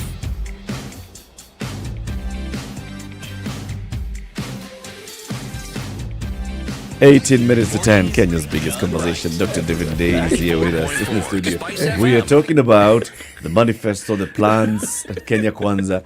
And of course, we have to talk in those 18 minutes, Dr. Day. We've got to talk about the reality on the ground, what the ground is saying. After you launched your manifesto, you've gone around the country. This is preceded by, of course, all those many county town halls and signing of the charter with the various interest groups, including the youth, women, persons with disability. Did that endear you to the people? This is the first time and the only time I think a political party has written a manifesto from the ground up. We have done manifestos in boardrooms and then gone and flogged them to the people. So this time around, and not only did we go to discuss, to talk with the people, we went to listen. If you watch those, we would sit down. And the people, we had organized all the people, they would come organized in the various, we call them value chains. So there'd be about 40 speakers representing the key sectors in that county all the way to, we've had hairdressers, Nyeri Town, Shoeshine Boys Association, you name it. And it was very empowering for them to realize that they are being listened to. And for us, I think it's I feel, and that this is really in itself a transformational political contribution. That this is, our constitution envisages when it talks about public participation. But we have limited public participation to some instrumentalized validation of policy. We have not really taken political participation to the political level. So the fact that we have done this, I think one of the things that is going to do in the long term, I hope, for me the most exciting thing, it is going to build an issue-based political party. The last issue-based political party in Kenya was KANU at independence. And then it also eroded over time. And you could see KANU had very organic sort of support. When I was growing up, KANU people were really KANU people. They wore red shirts and they actually meant something. So we hope that this is going to become our way of doing things. The other contribution it has made, and in terms of even what you have said, is we have detribalized the political campaign. And we have then forced the other people to raise the bar. So they are scrambling a lot to move from personalities to issues. But they didn't do their homework to have enough content to drive that agenda. So you see that they are really still trying to sort of package individuals as messiahs. Because they didn't do their homework. We are not packaging and selling an individual as a messiah. But we are selling the plan. But you need to package a person. If you look at our politics, Dr. It has been personality-based for the longest time. I don't understand. Where is the change? It's still personality-based. Yes. You talk of UDA, but... It's Ruto. Yes. Without Ruto, there is no UDA. There is UDA. Believe you me, there will be UDA without Ruto. Because one of the things I've found interesting about Ruto, he has said it before, but I did not actually believe he walks the talk, is that he is really a believer in institutional politics. And I think that's because he was brought up in KANU, which was a big political institution. So he's a very big believer in big national political parties. So even I remember in 2017, he would ask, because he was the engine behind Jubilee, so that they merge all those parties and form a big political party. And he would ask, why can't NASA also merge? So that we have two national political formations. So I think the determination to actually establish, as part of his political legacy, a big national political party like they try to do with Jubilee is something that I think will persist. Dr. You're saying that in the absence of Ruto as head of UDA would continue the same steam and verve that it has? We are there. No. You don't think we are significant? Or you are significant with Dr. William Ruto? I think I can I personally think I can step in and take the role of William Ruto if he's not there. Dr.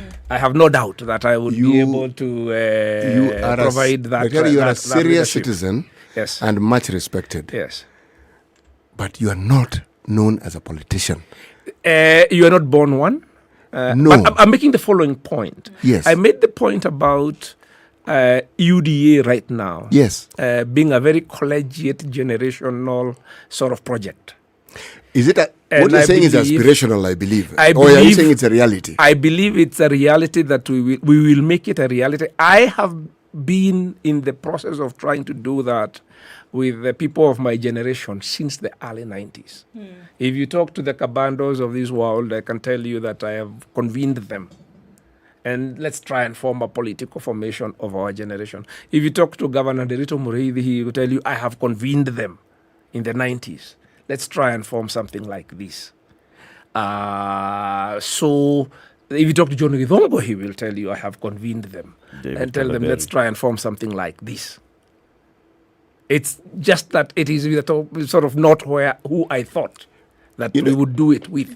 But I am completely determined, personally. It could happen, but you'll forgive me for my skepticism. Moi stopped being president. Where did Kanu go to? You know, I think bystanders like yourself can be skeptical. But we have done things in this country politically by just sheer bullheaded determination and ignoring skeptics. We could not have done a new constitution if a small bunch of people did not wake up one day in 2005 and decide that now we have lost the election and the multi-party is not sufficient. We need to make the constitution the agenda. We went to a workshop. We were about 15 people.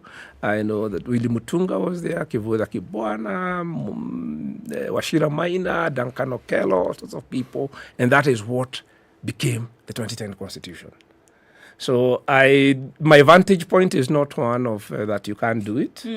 My vantage point is that anything I get into politically, I start from the premise that it can be done. Do you think that this message needs to be heard over and over and over again by Kenyans until the day that Kenyans go to vote? And I'll tell you why I'm asking when you answer that.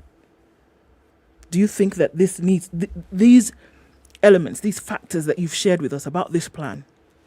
We are doing it. And that's why I'm here. So we will do it. Elections are elections.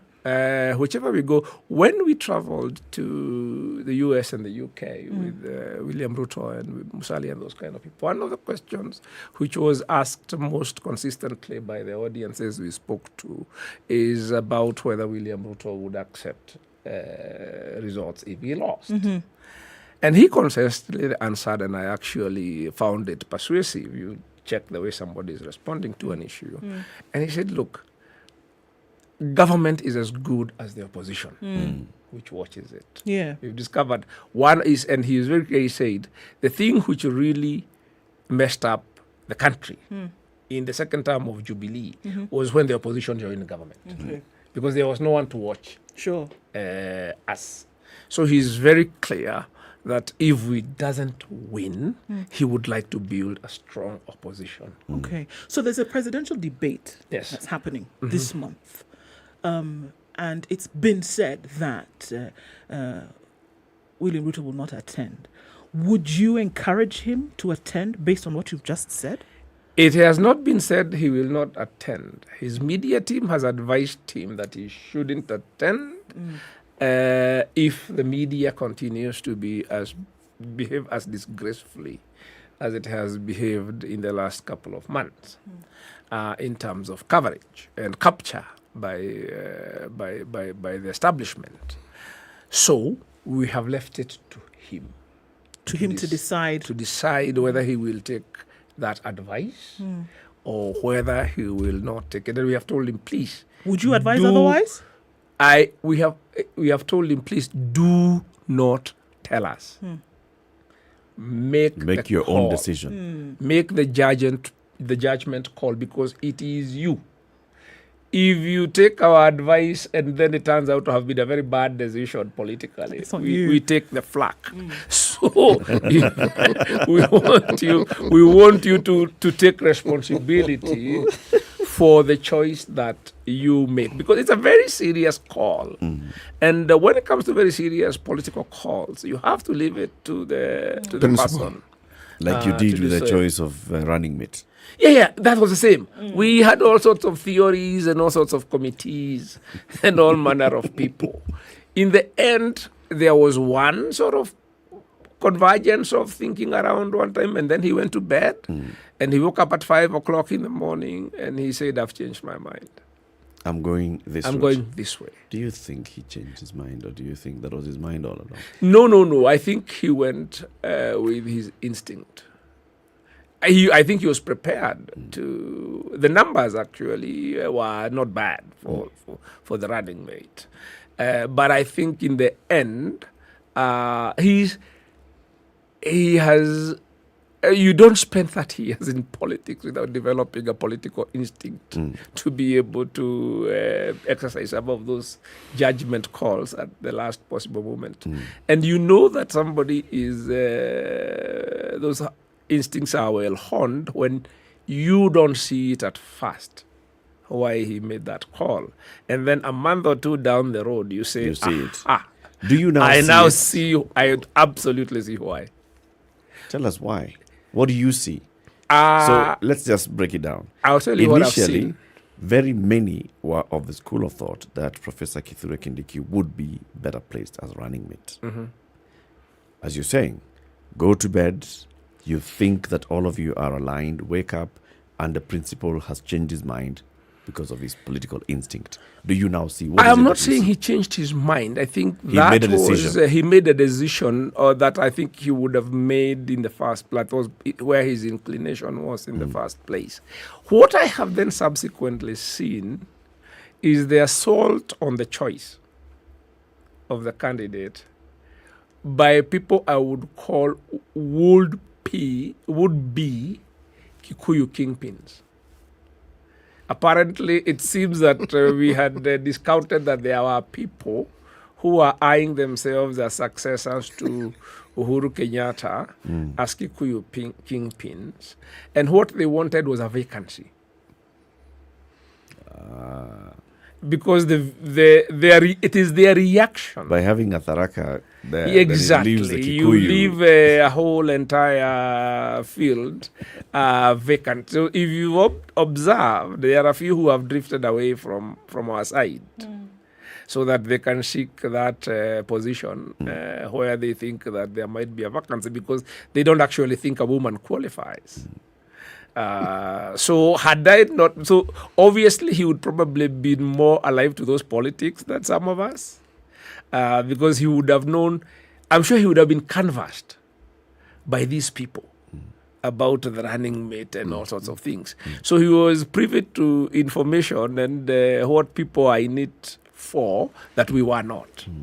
So in the end, he probably figured that that fight would continue and it probably undermine his own campaign. Do you think that since then he has gained some more votes in the Mount Kenya region, or has he lost? I must say that our running mate is a very effective grassroots politician. So that's another thing. He is indefatigable. He obviously has the political and administrative experience.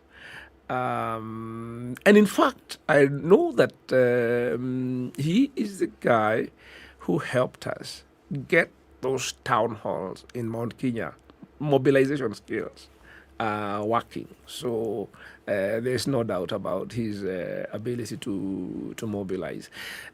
He also has skills and orientation that we don't. He has a very, very strong interest and orientation in the public service, having been a civil servant for many years standing. So I'm finding that he's injecting in our policy thinking a lot of input to make us think more about the public service. That we were too, I think, leaned too heavily towards the economy. And he's showing us you also need to balance and think about the public service. So yes, he adds a lot of value. How many votes do you see coming out of Mount Kenya? Out of the 6 or so million? We think we should, obviously our target is to be able to retain the entire Jubilee 2013 and 2017 vote in that region, which would put you in the 80s. And if we can deliver that, I think the election is over. Because I think if you look at the numbers, we have managed to convert quite a few of Raila's strongholds into battlegrounds, Western, Ukambani, and the coast. And we see that Raila's only path to victory is the mountain. So if we keep him out of the mountain, then there is actually no path to victory there. So we intend to keep the mountain. How many votes does he need? There are those that have said that he only needs 800,000 votes in the mountain and he's home and dry. I don't know how they do their math. I don't know. You obviously, we will never really know what the actual 2017 numbers were, whether we, on that side, we had done better. But the official results say he lost by 1.4 million votes already. So even if we make that 1 million, and then you're saying that he has lost ground in many of his bases, Western where he had 85, and now we are in the upper 40s, we are climbing towards half, Ukambani, coast. If we have eaten probably 1 million more votes, then he needs at least 2 million votes in the mountain to catch up.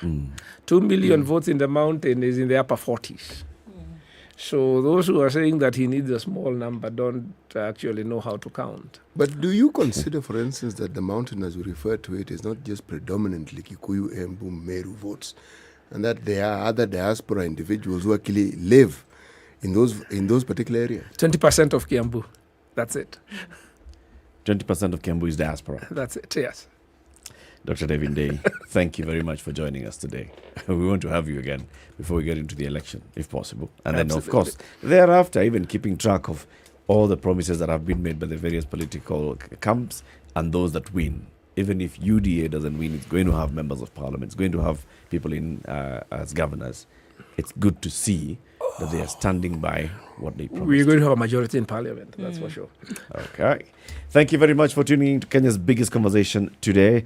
Join us again tomorrow morning. We will have the ambassador of the Ukraine joining us tomorrow. Keep it here for that conversation. We want to know what's happening there and how come we're hungry. Here. Here. Thank you very much for tuning in. Have a lovely day. It's now 10 a.m.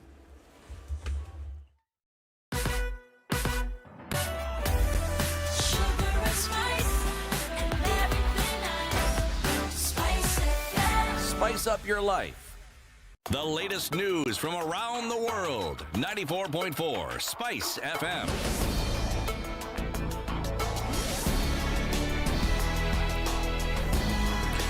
Good morning, this is Newswire. I'm Dennis Aseto. President Uhuru Kenyatta is scheduled to address an extraordinary session of the